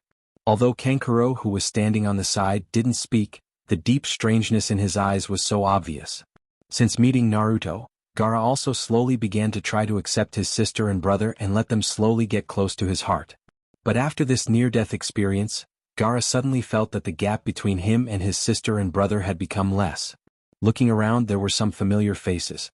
There were his own direct Umbu, some of his own think tanks in dealing with government affairs, and even Kakashi and Nangongja who stood a little bit away, but the most eye-catching was Naruto, who was half kneeling on the ground with Chiyo in his arms. Naruto? Hearing Gaara's call, Naruto also turned his eyes to Gaara, and the strong sadness in his eyes was so obvious. Sadness? Why would he be sad? He had been rescued by them from the Akatsuki, even though the Ichibi in his body no longer exists. The Ichibi no longer exists? Gaara suddenly realized the seriousness of the matter. As a Jinchuriki, his life was dependent on the tailed beast in his body. His tailed beast was taken away, but he didn't die. Instead, he was alive and well. This was the most important problem. What means can reverse life and death, and what price will it take to reverse life and death?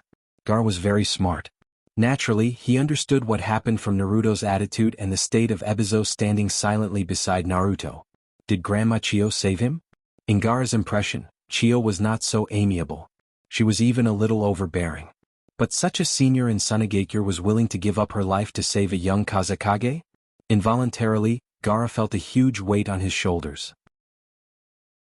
No matter what, let's return to the village first before making a fuss. Looking at his brother and sister standing beside him, Gaara's superior aura as a Kazekage immediately emerged from his body. Although he still looked weak when he spoke, Gaara, who stood up tremblingly, was like a stabilizing needle at the moment, calming everyone's heart.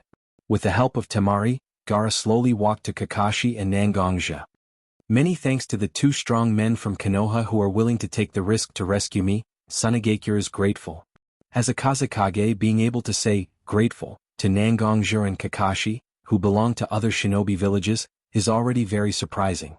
Nangongja and Kakashi can be regarded as old foxes after all. Nangongja responded to Gaara's politeness. Kazekage-sama is too polite. Our Woodleaf village is an ally of Sunagakure. It's normal for us to support each other. It's just like a pair of brothers helping each other. So there's no need to say, grateful. Although Nangongja doesn't regard Woodleaf village as his spiritual sustenance, he still belongs to Woodleaf in name after all, and the loyal followers of Woodleaf, Naruto, Sakura, and Kakashi are standing beside him. Nangongja naturally can't avoid such a scene. You guys have worked hard to rescue me. Why don't you go to Sunagakure with us to have a good rest? Gaara's eyes have been staring at Naruto, seemingly hoping that Naruto can speak for him, but Naruto seems to be thinking about other things at the moment and didn't notice Gaara's eyes at all. Looking at Gaara's eager eyes, Kakashi took a few steps forward and said to Gaara, "Don't worry. Thank you for your concern, Kazekage-sama, but we still need to return to Woodleaf Village to report. Although we also want to go to Sunagakure to communicate with you, we can't." Kakashi's words were obviously an excuse, but after all, Gaara couldn't ignore the Kazekage's reservedness and shamelessly asked Naruto and the others to stay in Sunagakure. So, he said to Kakashi with a regretful look, "Kakashi, I'm sorry, but I'm sorry. Ataki Jonin is right. I was too abrupt. Since you need to return to the village to report the mission, then I won't force you to stay. I also hope that you can bring my most sincere gratitude and sincere friendship to Woodleaf's fourth Hokage. Sunagakure and Woodleaf Village will be the closest allies." With that, Gaara even slightly bowed to Kakashi and Nangongja. "We don't dare, we will naturally convey your goodwill to Hokage-sama."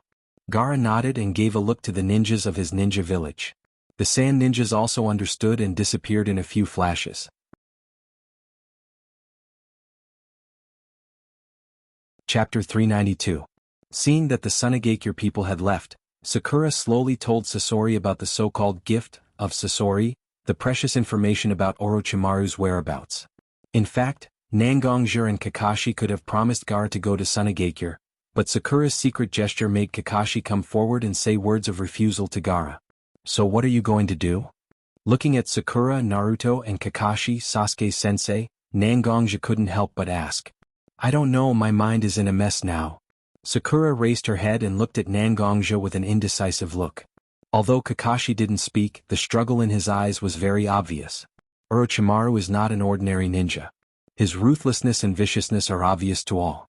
Although Kakashi also hopes that Sasuke will not go on any evil path, if the price of doing so is to push his two subordinates into a more dangerous situation, Kakashi is unwilling to do so. Looking at Sakura and Kakashi, who obviously couldn't make up their minds, Naruto's face showed a determined look.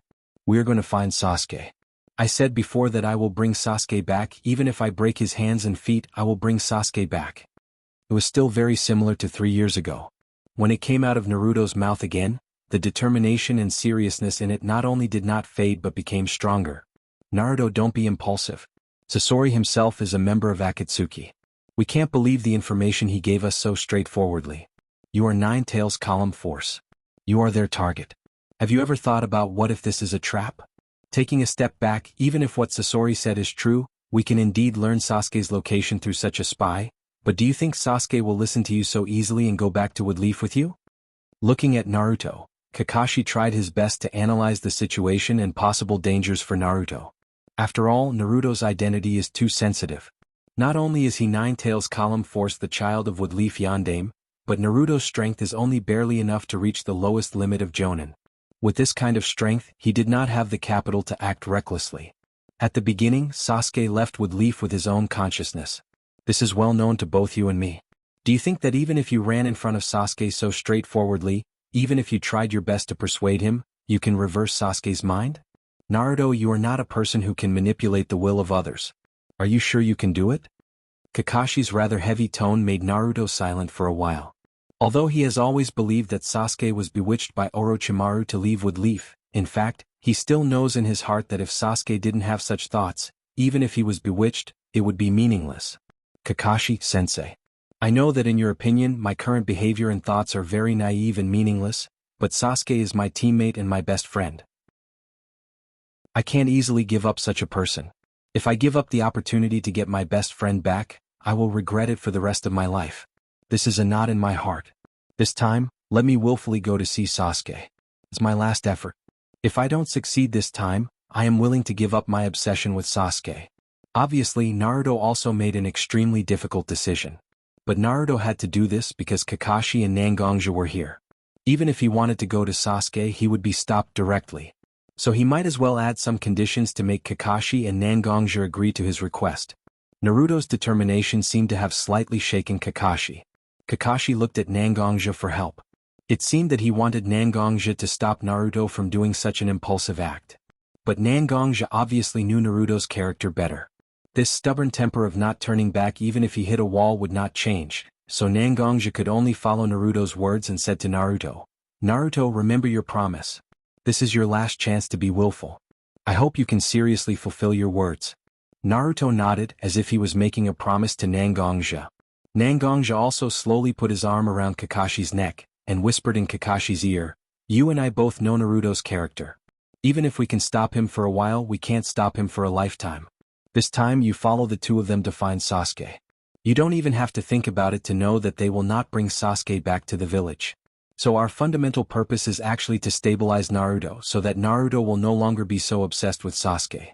After listening to Nangongja's words, Kakashi said to Nangongja with a little doubt, "I'll follow?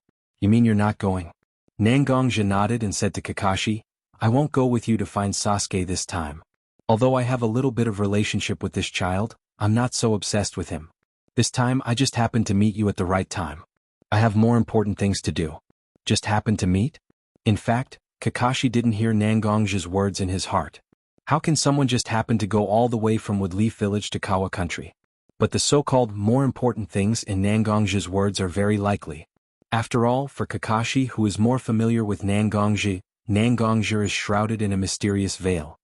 Well, then I can only try my best to let Naruto and Sakura safely return to the village. Hearing Kakashi's answer, Nangongja was a little relieved. Waving his hand slightly to Kakashi, Nangongja's figure appeared on the branch. In one direction, Nangongja began to use his light kung fu. This time he came out because of the Akatsuki's movement. Seeing the three members of the Akatsuki with his own eyes, he also got some useful information.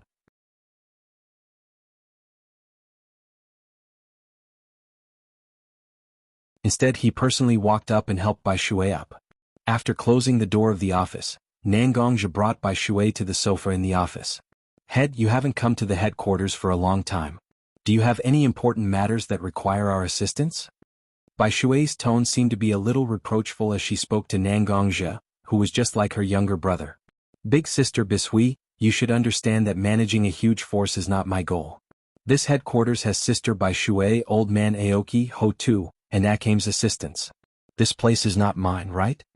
Among the 5 altar lords of the 5 elements altar, Bai Shui was undoubtedly the closest to Nangongja. Therefore, Nangongja did not mind revealing his thoughts in front of Bai Shui. "This time I came to the headquarters of the Blood-Robed Pavilion because of the Akatsuki, the mortal enemy of our Blood-Robed Pavilion. When I was in the Woodleaf Village, I received the news that Gaara was kidnapped by the Akatsuki. After that, I immediately went to the Sunagakure. I've watched more than half of this one-tail capture battle. It turns out that the Akatsuki itself has a very convenient way to seal the bijou. It took less than 4 days for Gaara to be taken away and for the tailed beast in his body to be stripped. This kind of mobility is extremely advantageous. Although there is no eternal enemy in the world, the Akatsuki has lost too many people in our hands. How can a person who cut a piece of flesh from your body be so easy to forget?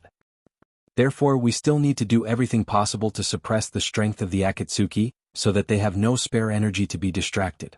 Originally, the Blood-Robed Pavilion pursued survival, and the Akatsuki pursued power. Originally, there was no conflict between these two forces. However, step by step they were on opposite sides. Among them, the Akatsuki besieged the Blood-Robed Pavilion before, and even used the Altar Lord of the Blood-Robed Pavilion to help him. This was also one of the reasons Nangongja just said. But the power of the Blood-Robed Pavilion has slowly emerged at this moment and became a part of the ninja world. Although the purpose of the Akatsuki is unknown, it must be to disturb the current situation of the ninja world. Whether it is the old forces like the 5 great ninja villages or the Blood-Robed Pavilion, they are undoubtedly pursuing temporary peace in the ninja world. This is the real most important reason, and it is also the most important reason that cannot be told to outsiders. I already understand little brother Nangong's idea. You don't need to spend so much effort to persuade me. I am firmly on your side. You only need to consider how to fully mobilize the power of the Blood-Robed Pavilion to achieve your own goals. As long as it is something that Big Sister can do, Big Sister will naturally do her best to help you." Bai Shui looked at Nangongja, who had a serious expression on his face, and chuckled. That kind of love and support from the heart, Nangongja felt so clearly. "Big Sister, I will go to find all the information for you. We will analyze the next step of the Akatsuki in a while, and do everything possible to make the Akatsuki's collection of bijou encounter more obstacles or even failure." Just finished speaking, Bishui twisted her slender body and walked toward the door of Nangongja's office. Involuntarily, the feeling of being trusted by others slowly filled Nangongja's heart at this moment. "Bishui, Big Sister.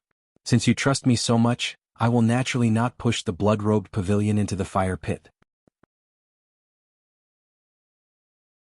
Chapter 394. Piles of information were continuously moved to Nangongji's office, and it didn't take long for Nangongji's office to be filled with information. Even if there was such a huge pile of information, it was merely the information collected by Bloodcloth Pavilion about Akatsuki, which was classified information that absolutely wasn't allowed to be wantonly looked at, or the important information that had been deliberately selected. There were many other information that wasn't so important, and at this moment, the disciples of Clearwater Altar were also working hard to slowly check and select them. From the information we know now, we can confirm that the goal of the Akatsuki organization is the nine-tailed beasts that were distributed to various ninja villages under the control of Senju Takuma, the god of shinobi. We don't know the reason and purpose of the Akatsuki organization's collection of tailed beasts, but we can confirm that the purpose of the Akatsuki organization is not a simple collection hobby, but to set off a revolution that will sweep the ninja world. Holding the information in his hand, Clearwater began to slowly summarize the records in it. Among them, the Sanbai Isabu was once expelled by the Akatsuki organization, but the plan failed because of the obstruction of the leader. Not long ago, the Ichibi Shikaku was captured by two official members of the Akatsuki organization, and they even pulled the Ichibi out of his body. In order to save the life of Gaara, the chief consultant of Sunagakure, Chiyo, sacrificed herself to save Gaara, and Woodleaf also sent people to help Sunagakure recapture the Kazekage. The relationship between Sunagakure and Woodleaf village became warmer. After this battle, the two official members of the Akatsuki organization who forcibly captured Gaara, Deidara, and Sasori, one of them lost his right arm, which is very important for him to cast jutsu, and the other even lost his life. According to the information we know, the official member of the Akatsuki organization is actually only 9 tails, and this action directly killed one and crippled the other. Their combat power directly decreased by nearly a quarter. Even if the Akatsuki organization is not a close organization, in order to achieve their purpose, they will definitely change their approach. When Clearwater said his judgment, Nangongja also slightly nodded to show his agreement. This time, losing members like Sasori and Deidara, no matter which organization it is, will feel heartache. Therefore, it was inevitable that Akatsuki would change their plan. Since this time they suffered a loss in the hands of a big ninja village, then the Akatsuki is likely to put their eyes on Column Force, who has no backing from a big ninja village. Among the 9-tailed beasts, we can confirm that the 3-tailed Isabu and the 6-tailed Rhino Dog are either wild or sealed in the body of the renegade ninja. Although their whereabouts are hidden and difficult to find, they are still the best targets. Nangongja made his judgment after reading the information about the 9-tailed beasts collected by the Bloodcloak Pavilion. In addition, the Nanabai Halcyon itself belongs to the Waterfall village of the Waterfall country. As the only ninja village outside of the 5 major countries that has a bijou, it is very likely to become the target of the Akatsuki organization. I think we should put our eyes more on such 3-tailed beasts. Nangongja and Clearwater were also very seriously analyzing the Akatsuki organization's idea of capturing the bijou at this moment. At the same time, in the Rain village of the Rain country, in a secret room, a man with a whirlpool mask was talking face-to-face with the leader of the Akatsuki organization, Pain. If someone could hear their previous conversation, they would be surprised to find that the action plan discussed between them was very similar to the plan speculated by Nangongja and Clearwater. In that case, let's come up with a plan as soon as possible.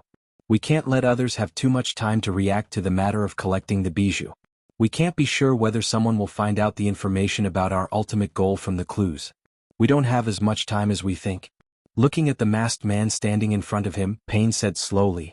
For this masked man with a strange whereabouts, Pain didn't trust him so much. However, at this moment, the purpose between the two is the same, so there is the premise and possibility of cooperation. The masked man, who only revealed his right eye, at this moment, the 3 Tomo Sharingan in his eyes slowly turned, that kind of cunning and ruthless look was so obvious. Even Pain, who has a cooperative relationship with him, secretly raised his vigilance at this moment. I understand. I will come up with a plan as soon as possible. As for the dead Sasori, his position of Jade Girl will be inherited by me temporarily. It's also time for me to make some visible contributions to our organization, isn't it? After that, the masked man's mouth softly made a sinister smile. You can tell other members my name is Hoodlum. When this sentence was finished, the masked man, the so-called Hoodlum, began to slowly distort, and the real figure slowly disappeared in the space vortex at this moment. The secret room finally returned to silence, and Pain stood in the same place, staring at the wall in front of him. Just now, when Hoodlum said "our organization," Pain's heart was filled with a kind of unforgettable disgust. The Akatsuki was established by him, Conan, and Yahiko. It was his lifelong dream and spiritual sustenance. How could it be tarnished by a schemer like Hoodlum? However, did Pain really think about whether he had tarnished his dream and spiritual sustenance? It's easy to resent others, but it's even easier to forgive your own mistakes. But there is no doubt that at this moment, Pain didn't realize how far his behavior had deviated from the original goal of the Akatsuki to pursue peace. Perhaps, this was Nagato's way of escaping from the pain in his heart after Yahiko's death. Even with the most powerful eyes in the world, the Rinnegan, Nagato never became a sage. Instead, he was more bound by the world of mortals. The resentment in his heart made Nagato's originally gentle and sensitive heart become more and more twisted. The Akatsuki will still stir up the world of shinobi, but that kind of satisfaction and happiness from the heart, perhaps it will be difficult for Nagato to feel again in this life. Just wait, I will collect the 9-tailed beasts and become the strongest existence in the world. This world will, under my guidance, truly move towards peace. Chapter 395. While Nangongzhi and Bishui were sorting out the collected information about the Blood Cloak Pavilion, Naruto's group also received a letter that disrupted their plan to go to the Land of Grass. The letter was signed by the Hokage's office in Woodleaf Village of the Land of Fire, and was personally signed by the 4th Hokage, Watergate. The first rule of a ninja is to complete the task, and this letter from the Hokage is the most important task for the ninja of Woodleaf Village. No matter how unwilling Naruto was, Kakashi still forced Naruto to return to Woodleaf Village. After separating from Sakura and Naruto, Kakashi came to the door of the Hokage's office. The letter from Watergate, Sensei didn't make it clear why they were summoned back, so Kakashi, who was standing at the door of the Hokage's office at the moment, didn't know what was going on, but as his sensei, Watergate wouldn't embarrass him, so Kakashi adjusted his breathing a little and knocked on the door of Watergate's office. "Come in." Watergate's voice sounded from inside the door, and it sounded a little low. Obviously he wasn't in a very good mood. Don't look at Kakashi's usual lazy appearance, but as a veteran jonin of Woodleaf Village, he still has the basic ability to observe people's body language. Kakashi braced himself and opened the door of the Hokage's office.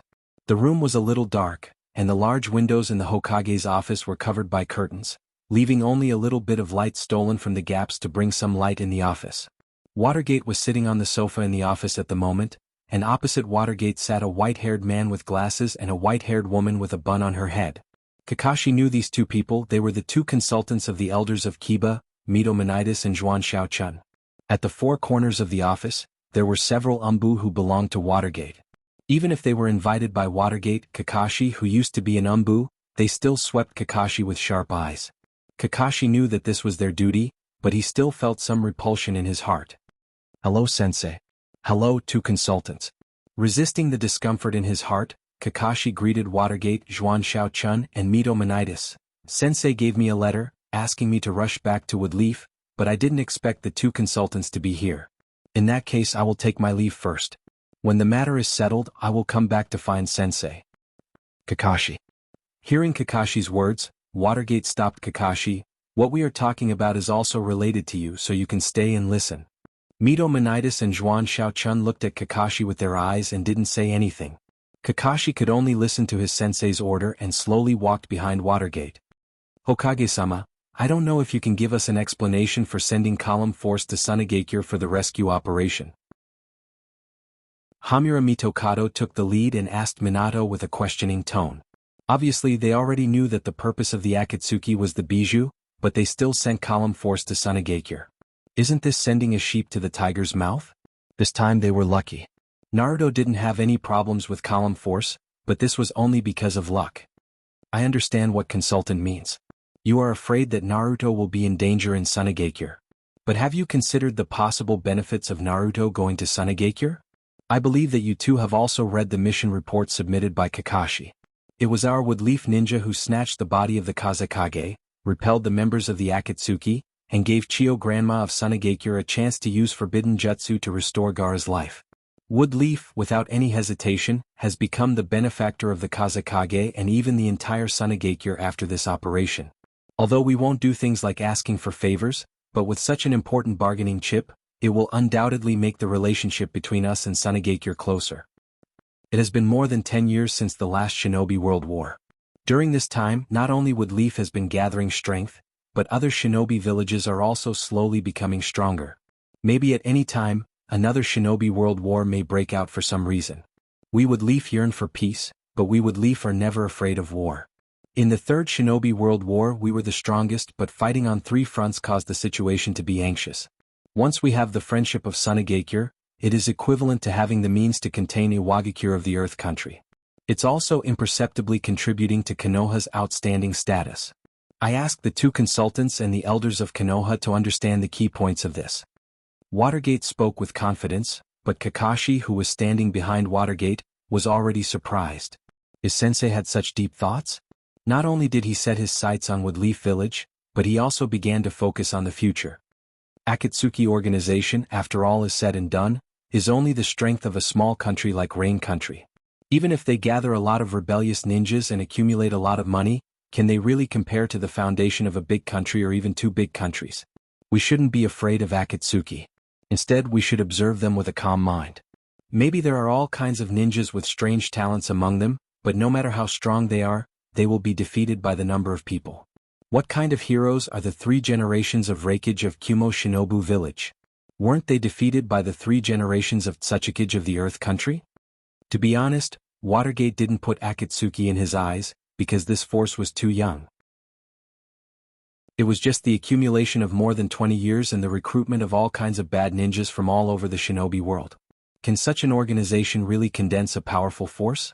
Watergate, based on his experience and knowledge, felt that Akatsuki didn't have the power to threaten Wood Leaf. Carefully analyzing the case of Gaara's kidnapping, it wasn't difficult to find that Akatsuki mainly relied on Sasori's spies in Sunagakure to sneak into Sunagakure, and Deidara used large-scale destructive ninjutsu to consume a lot of Gaara's chakra. Such an action didn't prove how strong Akatsuki was. This method was naturally no problem for Sunagakure, but it was too arrogant to use it against Wood Leaf.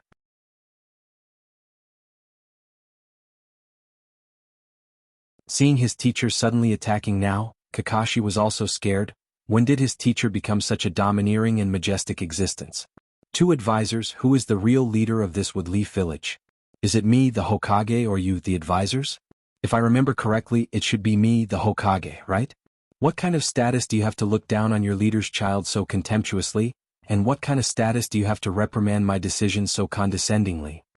Watergate directly stood up from his seat, and several Umbu who were standing in the corners of the room as well as Kakashi, also took a step forward, and their murderous aura shrouded Mito Menitis and Zhuan Xiaochun. I know that both of you really care about the Wood Leaf Village, but caring about the Wood Leaf Village doesn't mean that you can do anything you want. Just like your former teammate Danzo, didn't he care about the Wood Leaf Village enough? But his care made him cross the line, and crossing the line should be punished. Both of you are smart people, so I don't need to say anything more. Don't do anything impulsive because of other people's instigation. You are Wood Leaf ninjas, not those ninjas from other clans. Those clans only exist because of the Wood Leaf Village. Without the Wood Leaf Village, how can those clans survive in the ninja world? Yes, Watergate was using this as a pretext to make a fuss. Mito Menitis and Zhuan Xiaochun were sent by the higher-ups of the Wood Leaf Village to check on them, but over the years, Zhuan Xiaochun and Mito Menitis have slowly changed from the so-called monitors to the role of spokesman. Every person in power could allow their subordinates to have their own thoughts, but if their subordinates were to openly join another camp, would anyone be able to tolerate it? When the 3 generations were still alive, they didn't directly kill Mito Menitis and Zhuan Xiaochun because they were their teammates. After all, even if it was someone like Danzo, the 3 generations could tolerate it, let alone Mito Menitis and Zhuan Xiaochun who were just mouthpieces for others. But Watergate wasn't willing to tolerate it. On one hand, Watergate was young and didn't want to tolerate it. On the other hand, it was because Watergate had accumulated enough power to protect himself and even make progress. Watergate didn't want to tolerate the declining power of his clan anymore. So Watergate wanted to centralize power? Mito Menitis and Zhuan Xiaochun instantly understood Watergate's intention. Watergate was no longer satisfied with the power that belonged to Hokage in his hands. Watergate wanted to take control of the Wood Leaf in his own hands and become the true master of the Wood Leaf. Watergate's sudden attack was actually just a verbal warning and a subtle declaration of war.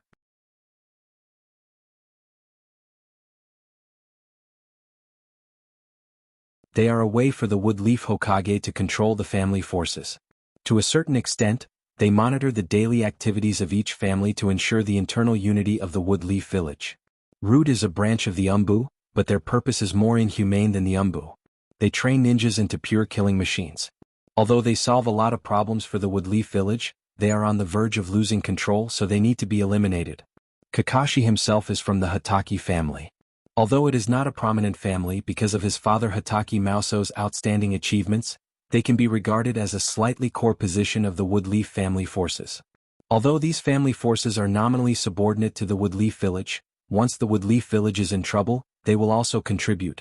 But when the interests of the family and the village are in conflict, in fact, most people will still choose to protect their family interests.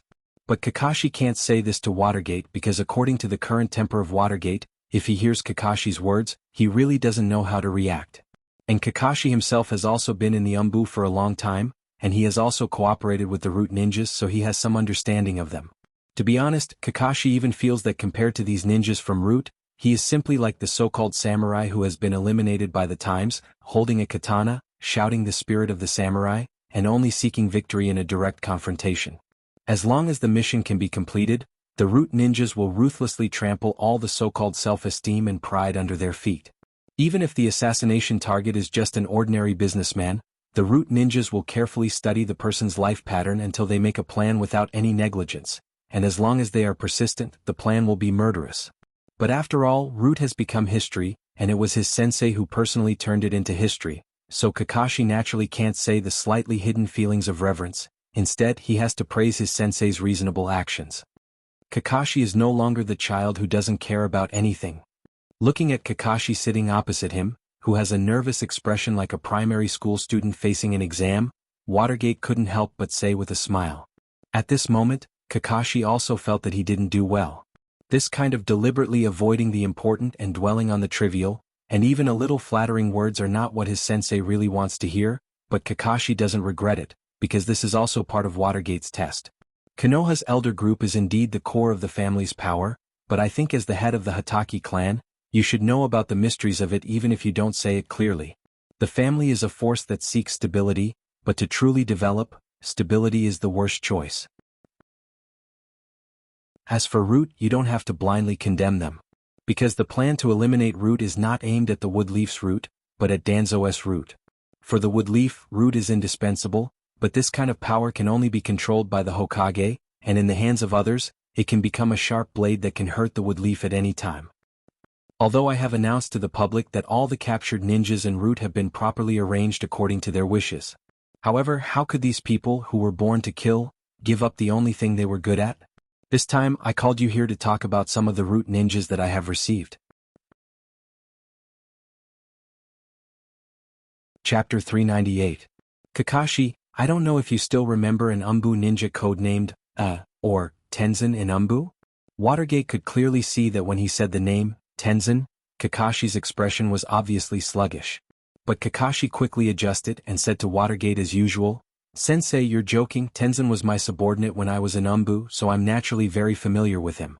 Although Watergate didn't say it explicitly, Kakashi knew that Watergate must have used Tenzin's origin to win over many seedlings who wanted to stay. Yes, compared to Sasuke who has no attachment to Woodleaf Village, Watergate naturally valued these experienced and powerful Root ninjas who can quickly become the backbone of Woodleaf Village. Tian Shan can be considered to have worked hard and made great contributions these years. Moreover, he has a great advantage in the wood escape technique. Considering the particularity of Naruto's identity, I decided to temporarily integrate Tenzin into your class as a deputy instructor, and transfer a good seedling to your team to fill the gap of Sasuke. Because of Naruto's relationship, Watergate didn't directly list Sasuke as a defector of Woodleaf, but Kakashi's team lacked a member is also an indisputable fact. Watergate was reassured by Kakashi, but he didn't think that Kakashi alone could withstand the risk of Naruto's Akatsuki and Naruto himself. Wood Release is the strongest release jutsu that can restrain the tailed beast chakra. The arrangement of Tenzin and Kakashi's team was based on this consideration, and the person who replaced Sasuke's position in the team was even more outstanding. He was already a rare genius, promoted to Chunin at the age of 10, and now his strength was completely comparable to a Jonin. And he also mastered a secret jutsu, Super Beast Fake Painting, But the only drawback was that he received too much brainwashing and mental destruction en route, so he still didn't have complete emotions. So Watergate hoped that such a child could have feelings under the care of Naruto, Sakura, Kakashi, and Tenzin. Hearing Watergate's decision, Kakashi knew that he had no room to resist or argue, because Watergate's serious and firm voice has closed all the ways to protest. Kakashi only had the choice of accepting the order and executing it. Just as the scene fell into silence, there was a knock on the door of Shuei Men's office. A hint of joy appeared on Minato's face as he muttered, "That's right. It's true that whoever you say will come," but soon Minato adjusted his posture, sat on his chair and said to the door, "I'm sorry. Come in." The door slowly opened and two figures appeared in front of Watergate and Kakashi. The two figures were tall and short. The tall figure was wearing a very obvious Umbu uniform and a mask with a cat pattern on his face. The slightly shorter figure was wearing a black short-sleeved uniform. He looked very capable, he had slightly long hair, and his skin was very white, even to an unnatural degree. "Greetings, Hokage-sama. Greetings, Hokage-sama." The two figures moved almost at the same time and shouted at the same time. The almost terrifying sense of coordination made people's scalps tingle. "No need to be so polite, Tenzin and Sakai. It's good that you came. I'll introduce you to your next task." Letting Tenzin and Sakai stop saluting, Watergate introduced Kakashi to Tenzin and Sakai. Needless to say, Tianshan had a very close relationship with Kakashi. With a little excitement in his eyes, Tianshan greeted Kakashi. Although Sakai hadn't seen Kakashi, he was very familiar with Kakashi's information, so he also greeted Kakashi with a smile. Kakashi, who was a little happy to see Tenzin, looked at Sakai's cheeks that were very close to a smile. He felt a little uncomfortable in his heart. Was this the personality defect that Watergate-sensei said? This kind of distorted smile made everyone who saw it feel a little bit disgusted. Humans were just that sensitive. The difference between a sincere smile and a fake smile was so obvious. "Welcome to Team 7. You two are a member of Team 7. I'm already very familiar with Tenzin, so I won't ask any more questions. As for Sakai, I have already read your information. It can be said that you are perfect. But after all, the ninja team is not a one-person stage, so I will arrange a time to test the cooperation between you and your remaining two teammates. Do you understand?" Kakashi casually told Sakai about his plan, but when he heard the last question, Sakai directly knelt on the ground on one knee, lowered his head and said very seriously to Kakashi, "Don't worry, Kakashi." "Yes, Sakai."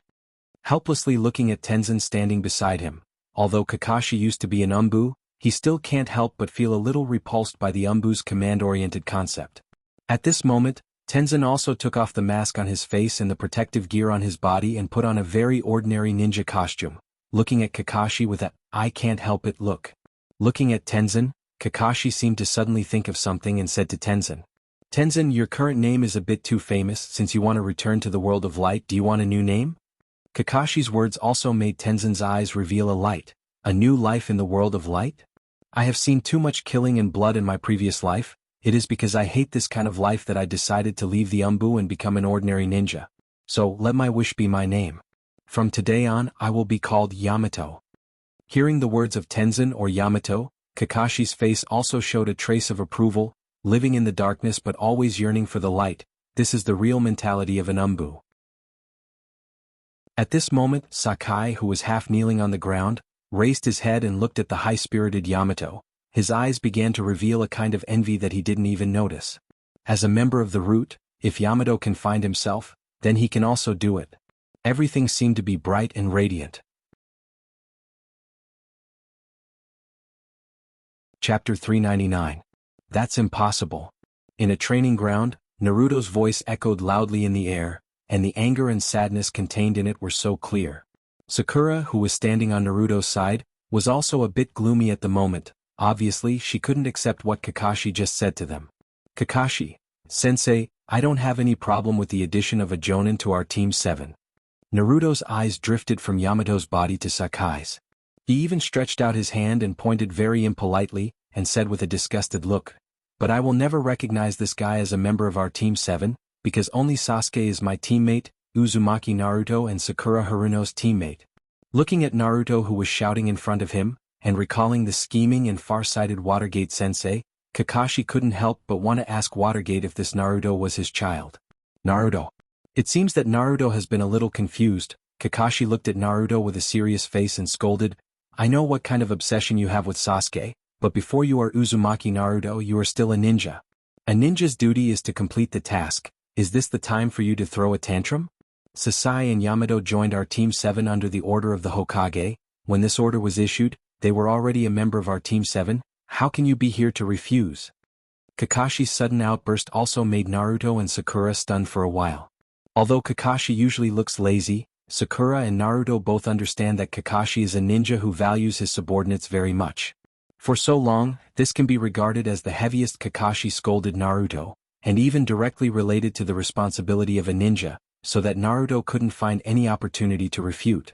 Ignoring Naruto's expression, Kakashi took out a bell from his arms, and after shaking it in front of Chunin's eyes, Kakashi continued, because this is the first time Team 7 has been reorganized, and there are two more combat powers, Yamato and Sasai. Yamato and I have worked together in the past, so I still have a certain understanding of his ability.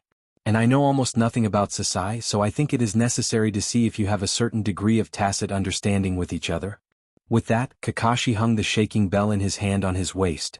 The rules are still very simple. As long as one of the three of you can take the bell from me, you pass. And this time, Yamato will be in the same camp as me, and we will fight together with our complete strength. Are you all ready?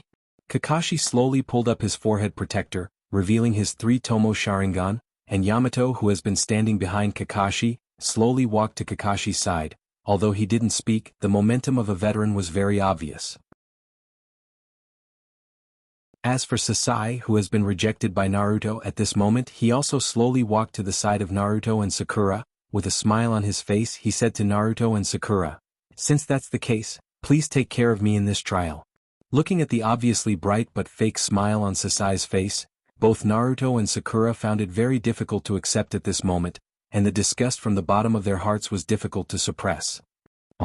Naruto didn't want to talk. He looked at Sasai and turned his head away. "You're welcome. Although I don't agree with you joining Team 7, what's done can't be undone.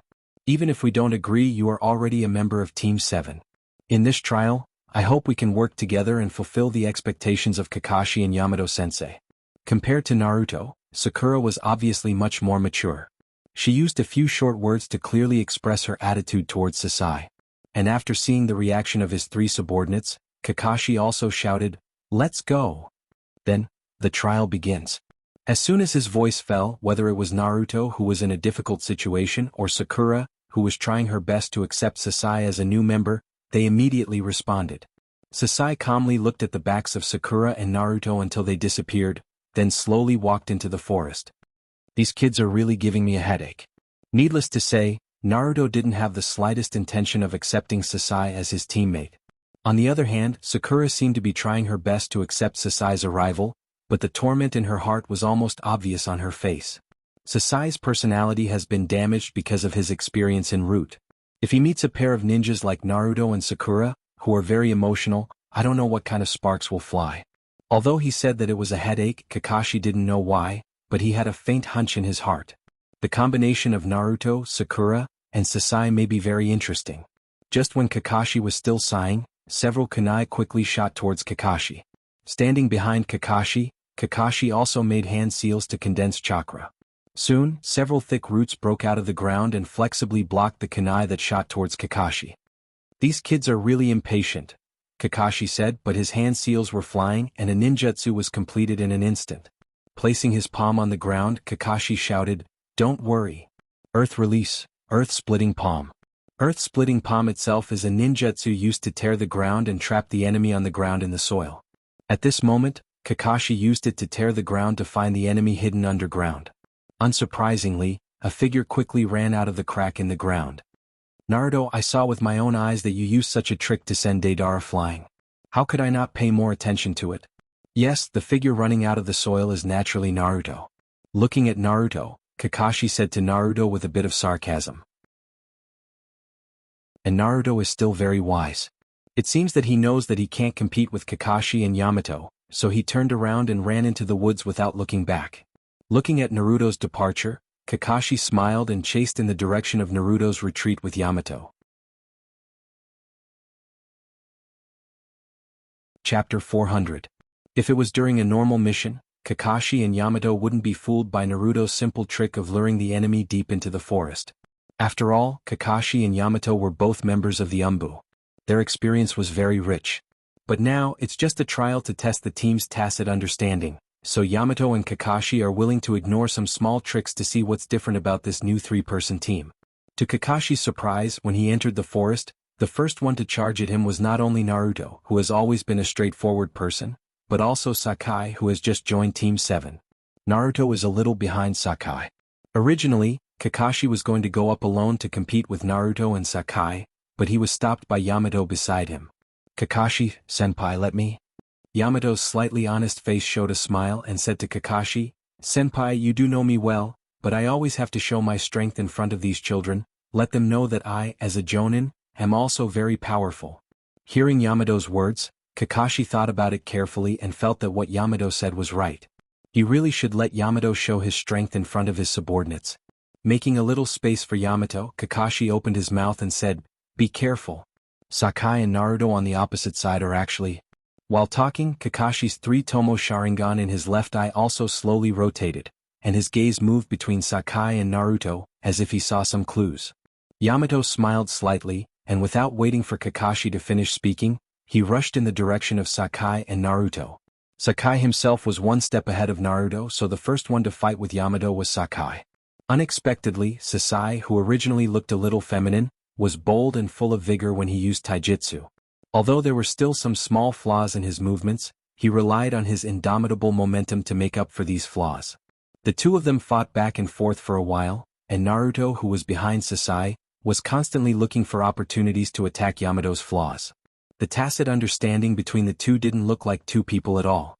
Sasai's kick forced Yamato to dodge. God knew how Sasai could have such great strength. Every time their fists collided, Yamato's arm would feel numb. Naruto, who was supposed to come up and take advantage of the situation, quietly hid his figure behind Sakai at this moment. He secretly put his left hand behind his back, and Naruto also stretched out his hands to cover Sakai's left hand. A chakra group quietly appeared. It was Naruto's best ninjutsu, Rasengan. Sakai pressed the Rasengan in his hand on Yamato's body, who was half squatting at the moment. It seems that he hasn't recovered from the dodging posture just now. Yamato's body was directly hit, and Sakai's body also rose with smoke and turned into Naruto's appearance. "Yamato-sensei, you seem to be just like this." With a bit of showing off, Naruto looked at Yamato, who seemed to be injured in a big pit on the ground. But Yamato didn't move at all in the pit. Naruto scratched his head slightly and said to himself in embarrassment, "That's right. Strange, I have already restrained my strength just now. Yamato-sensei can't be so weak that he was seriously injured by me, right?" Naruto just wanted to walk into the pit he made to see Yamato-sensei's situation, but a voice suddenly sounded. "Stupid Naruto, why don't you retreat quickly, it's a trap." The owner of the voice was naturally Sakura. She was lurking in the place where Naruto and Yamato fought. Although Naruto used the Shadow Clone Jutsu and then turned into Sakai's appearance to fight Yamato, Sakura quickly noticed that the so-called Sakai taijutsu routine was exactly the same as Naruto's. Needless to say, Naruto must have done something. But she was more familiar with Naruto. Could she be sure that Yamato and Sakai were not familiar with each other? So Sakura did not directly go forward to fight against Yamato with Naruto. Instead, she lurked to the side and waited for an opportunity. Naruto's combo just now was actually very unexpected. After all, if it was Naruto who used Rasengan, he would definitely be guarded against. But for someone who had nothing to do with Naruto to suddenly use Rasengan, it was indeed very surprising. Originally, Sakura was ready to directly help Naruto take down Yamato-sensei at this time, but Sakura was a girl after all, and she observed things very carefully. Sakura was obviously aware that there was something wrong with Yamato's incoherent movement when he got up, and when Yamato was hit to the ground by the Rasengan, Sakura was very careful to notice that there were a few pieces of wood flying around Yamato's body. So when she saw that Naruto was about to approach Naruto, she didn't care about hiding her figure, and immediately shouted, wanting to prevent Naruto from getting hit. But when Naruto heard Sakura's voice, he had already taken a step forward. For a while, the ground began to churn, and finger-sized tree roots rushed out of the soil and directly wrapped around Naruto's foot. The tree roots seemed to have a life of their own, and immediately climbed along Naruto's foot to Naruto's body. Layers of thumb-sized tree roots directly wrapped Naruto in it, leaving only Naruto's head exposed in the air. The color of Yamato, who was originally lying in the big pit, slowly faded and turned into the color of wood. The real Yamato came out of the woods on the side, and suddenly accelerated directly toward the exposed Sakura. Chakra was constantly flowing in his body as he formed a hand seal. The bushes that Sakura was hiding in seemed to be alive, twisting their bodies as if they wanted to wrap Sakura tightly in it. Sakura made a prompt decision and directly came out of the bushes. Looking at the direction, it seemed that she was going to rescue Naruto, who was trapped in the tree roots. After all, there were only 3 ninjas on her side, and relatively speaking, the cooperation between her and Naruto was perfect, and rescuing Naruto was naturally the best choice. Seeing Sakura's intention, Yamato also made hand seals. Mokutan, giant wood pillar technique. A thick wood suddenly broke out of the ground and blocked in front of Sakura.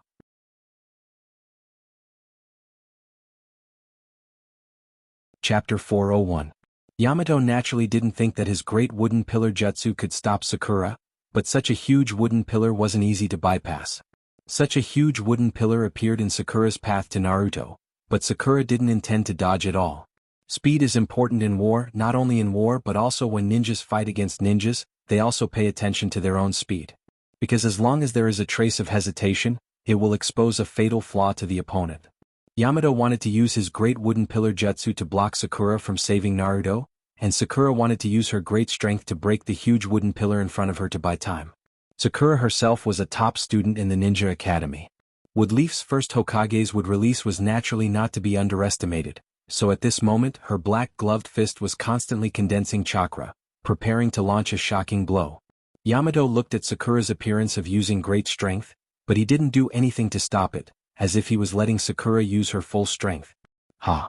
Sakura shouted violently, and her fist directly hit the huge wooden pillar. A strong wind blew in all directions, but the huge wooden pillar didn't seem to be damaged. Sakura gathered more chakra on her fist, and even blue veins appeared on her forehead. She shouted, "Break!" The huge wooden pillar that originally looked undamaged directly shattered into pieces of wood less than 10 centimeters in size under the huge force of Sakura's great strength. Yamato, who was standing on the side, didn't have time to react. Although he knew that Sakura was Tsunade's disciple, he didn't expect that Sakura's great strength was so proficient. Sakura naturally knew that Yamato was actually holding back, and Kakashi, who was standing on the side, didn't move. Because of this inner tension, Sakura used the great strength on her feet, and suddenly her speed soared again. Seeing that she was about to get close to Naruto, a voice appeared in Sakura's ears. Earth Release, Heart Beheading Technique. A hand suddenly emerged from the ground under Sakura's feet. The hand wrapped in chakra grabbed Sakura's ankle. Sakura knew that Kakashi, who has been watching from the side, made a move, but she didn't panic at all. Instead, she raised her other foot that wasn't caught by the hand, and fiercely stepped on the ground. Great strength, Pain Heaven's Kick. In an instant, the flat ground it quickly collapsed at this moment. The move that Kakashi used to deal with Naruto was perfectly returned at this moment by Sakura, but Kakashi didn't attack blindly like Naruto. Instead, he was very cautious and retreated to Yamato's side. Sakura has really unknowingly become very powerful.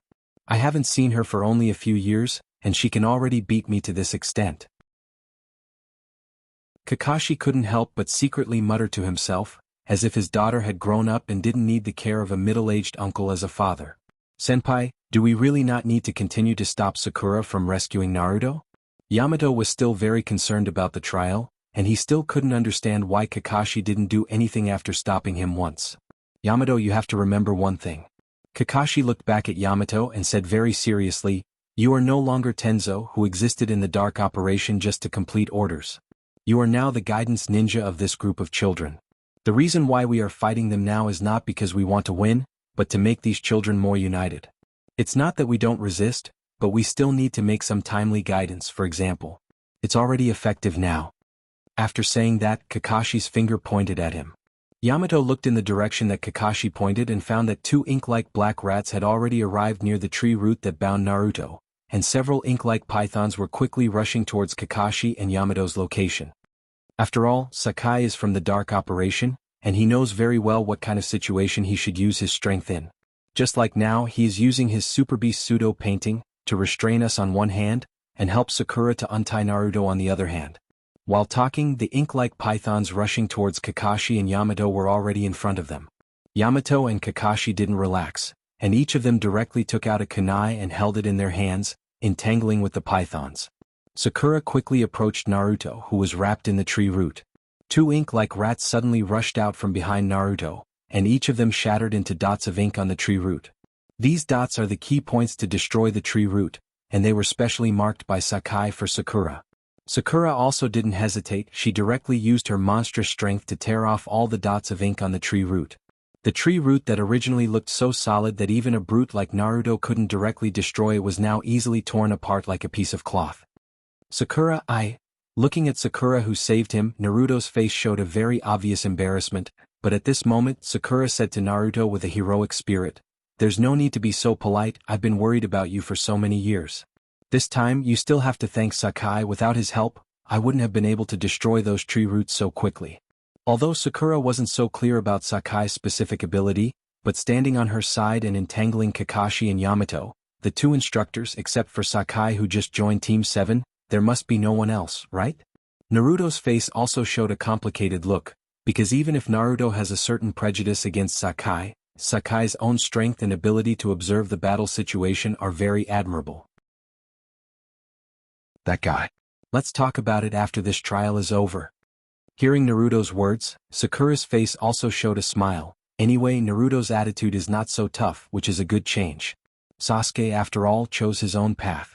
Although Sakura sincerely hopes that Sasuke can stay in Konoha, the world is not as you wish. Life is still going on and it's not so good to be too persistent. In the past 3 years, Sakura has been accompanying Tsunade and Nangongjia, and learned a little from these two people, right?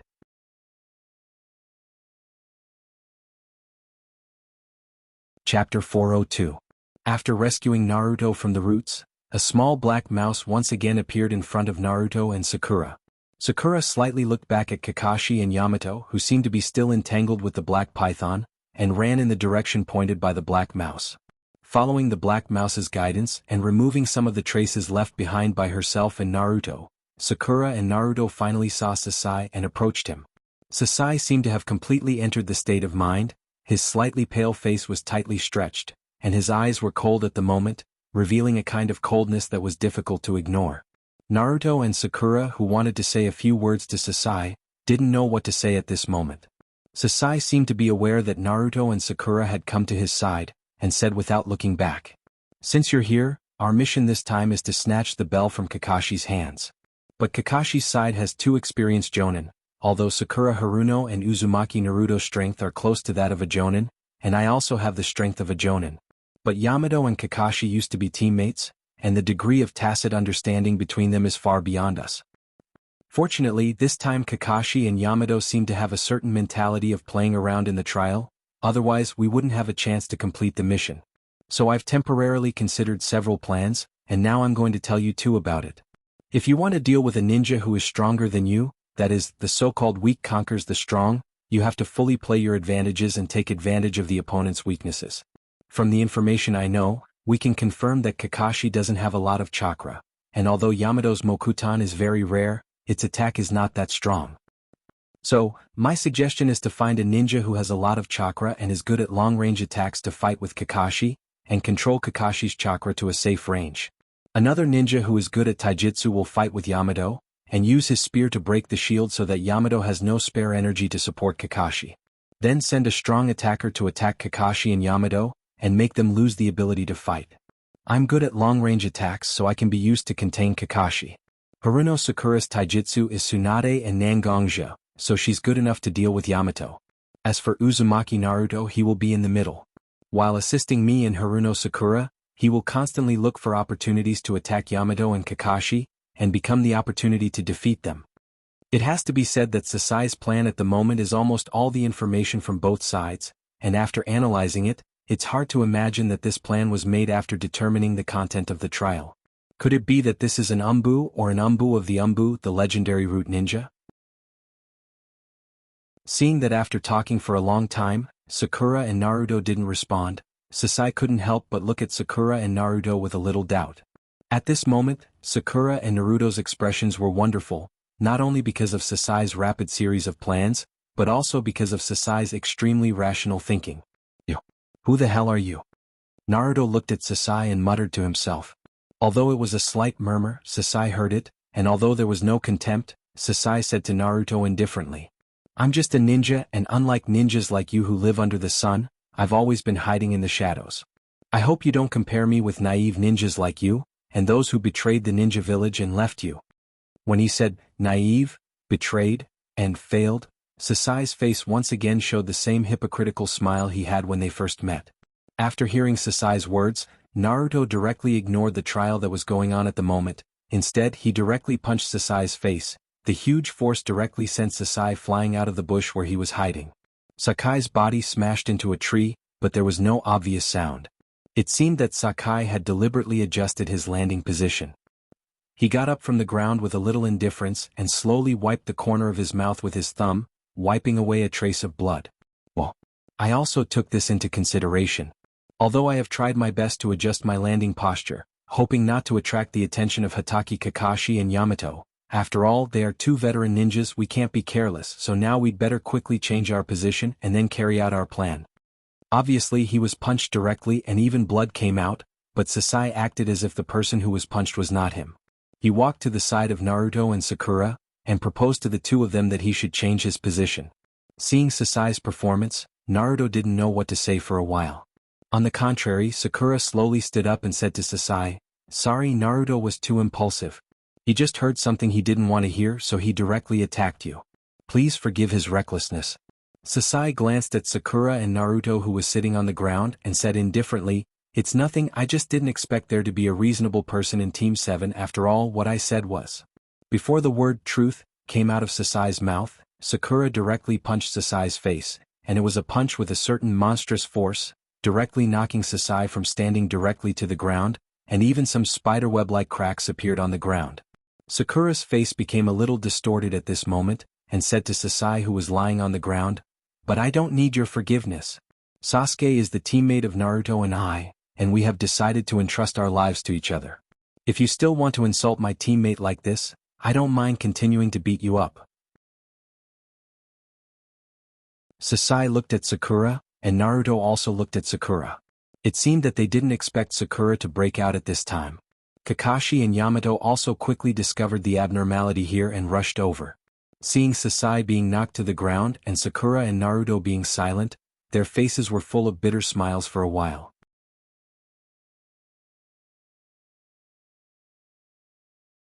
Chapter 403.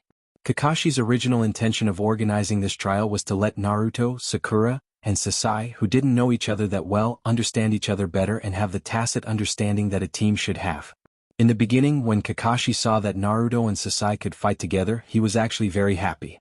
However, after careful observation he found that it was actually the result of Naruto using the Shadow Clone Jutsu and Transformation Jutsu. Kakashi suddenly had a bad premonition in his heart. When Sakura rescued Naruto with Sasai's help, the three of them stopped moving. Kakashi and Yamato thought that the three of them had met and began to discuss countermeasures. Just as the two of them were looking forward to seeing what kind of new cooperation they could come up with, the unexpected noise here attracted Kakashi and Yamato's attention. Looking at the angry Sakura, the indignant Naruto, and the confused and vicious Sasai on the ground, both Kakashi and Yamato felt a headache coming on. Sure enough, was this the rebellion of adolescence? Kakashi and Yamato looked at each other. One of them covered his left eye with his forehead protector and walked towards Sakura and Naruto while holding his head. The other slowly walked to Sasai's side and pulled Sasai up from the ground. The two of them took the children in front of them to the side and talked to each other. After a long time the two sides met again. Looking at the silent Naruto and Sakura, Sasai, who was standing next to Yamato, spoke first. "I'm sorry, I was too impulsive just now and said something I shouldn't have said, which made the two of you have such a big reaction." After that, Sasai bowed deeply to Naruto, Sakura, and even Kakashi and Yamato. His attitude was extremely humble and respectful, but his face still had his signature disgusting fake smile, making people feel that Sasai didn't seem to know what he did wrong. He just accepted someone else's order and did his best to carry it out. This kind of fake smile and fake humility made Naruto and Sakura, who were standing opposite him, uncomfortable for a while. "To be honest, I don't think you can really enter Team 7 and become my teammate, but I do know that if I want to find Sasuke, your strength is indispensable, so even if your smile is unbearable, even if your pretentiousness makes me feel disgusted, I still have to act with you. But that's all." Naruto walked in front of Sasai and said calmly to Sasai. That kind of calm feeling was like an objective statement of an irrefutable fact. Without the influence of previous emotions, Naruto's words made people feel that Naruto was really unwilling to accept the existence of Sasai. Sasai listened to Naruto's words, but smiled non-committally. He reached out to shake hands with Naruto to show the harmonious atmosphere between the two, but Naruto ignored Sasai's outstretched hand and directly left the training ground. Looking at Naruto's departure, Sakura walked in front of Sasai and said, Sasai, I know that you have a lot of things hidden in your heart, and it's your own experience that shaped you now. I don't hate you, but it's hard for me to agree with you. This time, it's the Hokage-sama's compulsory appointment, and we have an important task to complete. When this task is over, I will directly return to the village and propose to the Hokage-sama that you be transferred out of Team 7. Looking at Naruto and Sakura talking to Sasai one after another, Kakashi and Yamato who were standing on the side were speechless for a while. They thought that the three of them could get along well, but the result was the first time they met. With such an internal atmosphere, let alone going out to perform a task, even if they were just sitting there quietly, it would cause trouble. Seeing that Naruto and Sakura's figures were all gone, Kakashi stepped forward a few steps to Sasai's side, and just as he was about to speak, Sasai raised his head and looked at Kakashi with a pair of eyes and said in advance, Is Hataki-sensei trying to comfort me? There's no need for that at all. I have seen people worse than them. In fact, from my personal point of view, I don't think it's unacceptable to stay in the Umbu all the time. But a ninja's mission is to complete the task. Since the Hokage-sama gave me the task, I naturally have to do my best to complete it. So, you don't have to comfort me. As long as it's to complete the task, I can face anything. Suddenly being rebuked by the person he wanted to comfort, even Kakashi suddenly didn't know what to say. Kakashi, who was speechless, could only watch Sasai leave the training ground. Yamato, who had been silent beside him, seemed to be defending Sasai and said to Kakashi, Kakashi-san, I hope you don't lower yourself to Sasai's level. This child has also experienced a lot of bad things. With that, Yamato also told some information about Sasai that he got from Watergate not long ago to Kakashi. Whether it was Sasai being forced to kill his brother Shin, or Shimura Danzo being able to erase Sasai's feelings and turn Sasai into a killing tool in his hands, Yamato told Kakashi everything clearly. Kakashi thought that he was clear enough about the darkness hidden in Konoha, but Sakai's life was almost the same as the cultivation method of the mist, which was known as the blood mist. Thinking of the former Haku and seeing the current Sasai, Kakashi's heart couldn't help but hope that Sasai can recover from this abnormal state. After all, whether it was Gen or Danzo, they were no longer in Woodleaf Village, and no one will harm a child like Sasai anymore. Yamato, I understand what you mean. Sasai was indeed a pitiful child, and I naturally hoped that I could help this child as much as I could. Now, everything is still the task. I believe that all the pain will slowly fade away. Hearing Kakashi's words, Yamato could only nod and agree with Kakashi's point of view. When rescuing Gaara, Sasori told Sakura that his spy will meet with him at the World Bridge in Kusanagi country 10 days later. Such news was naturally immediately reported to Watergate's desk.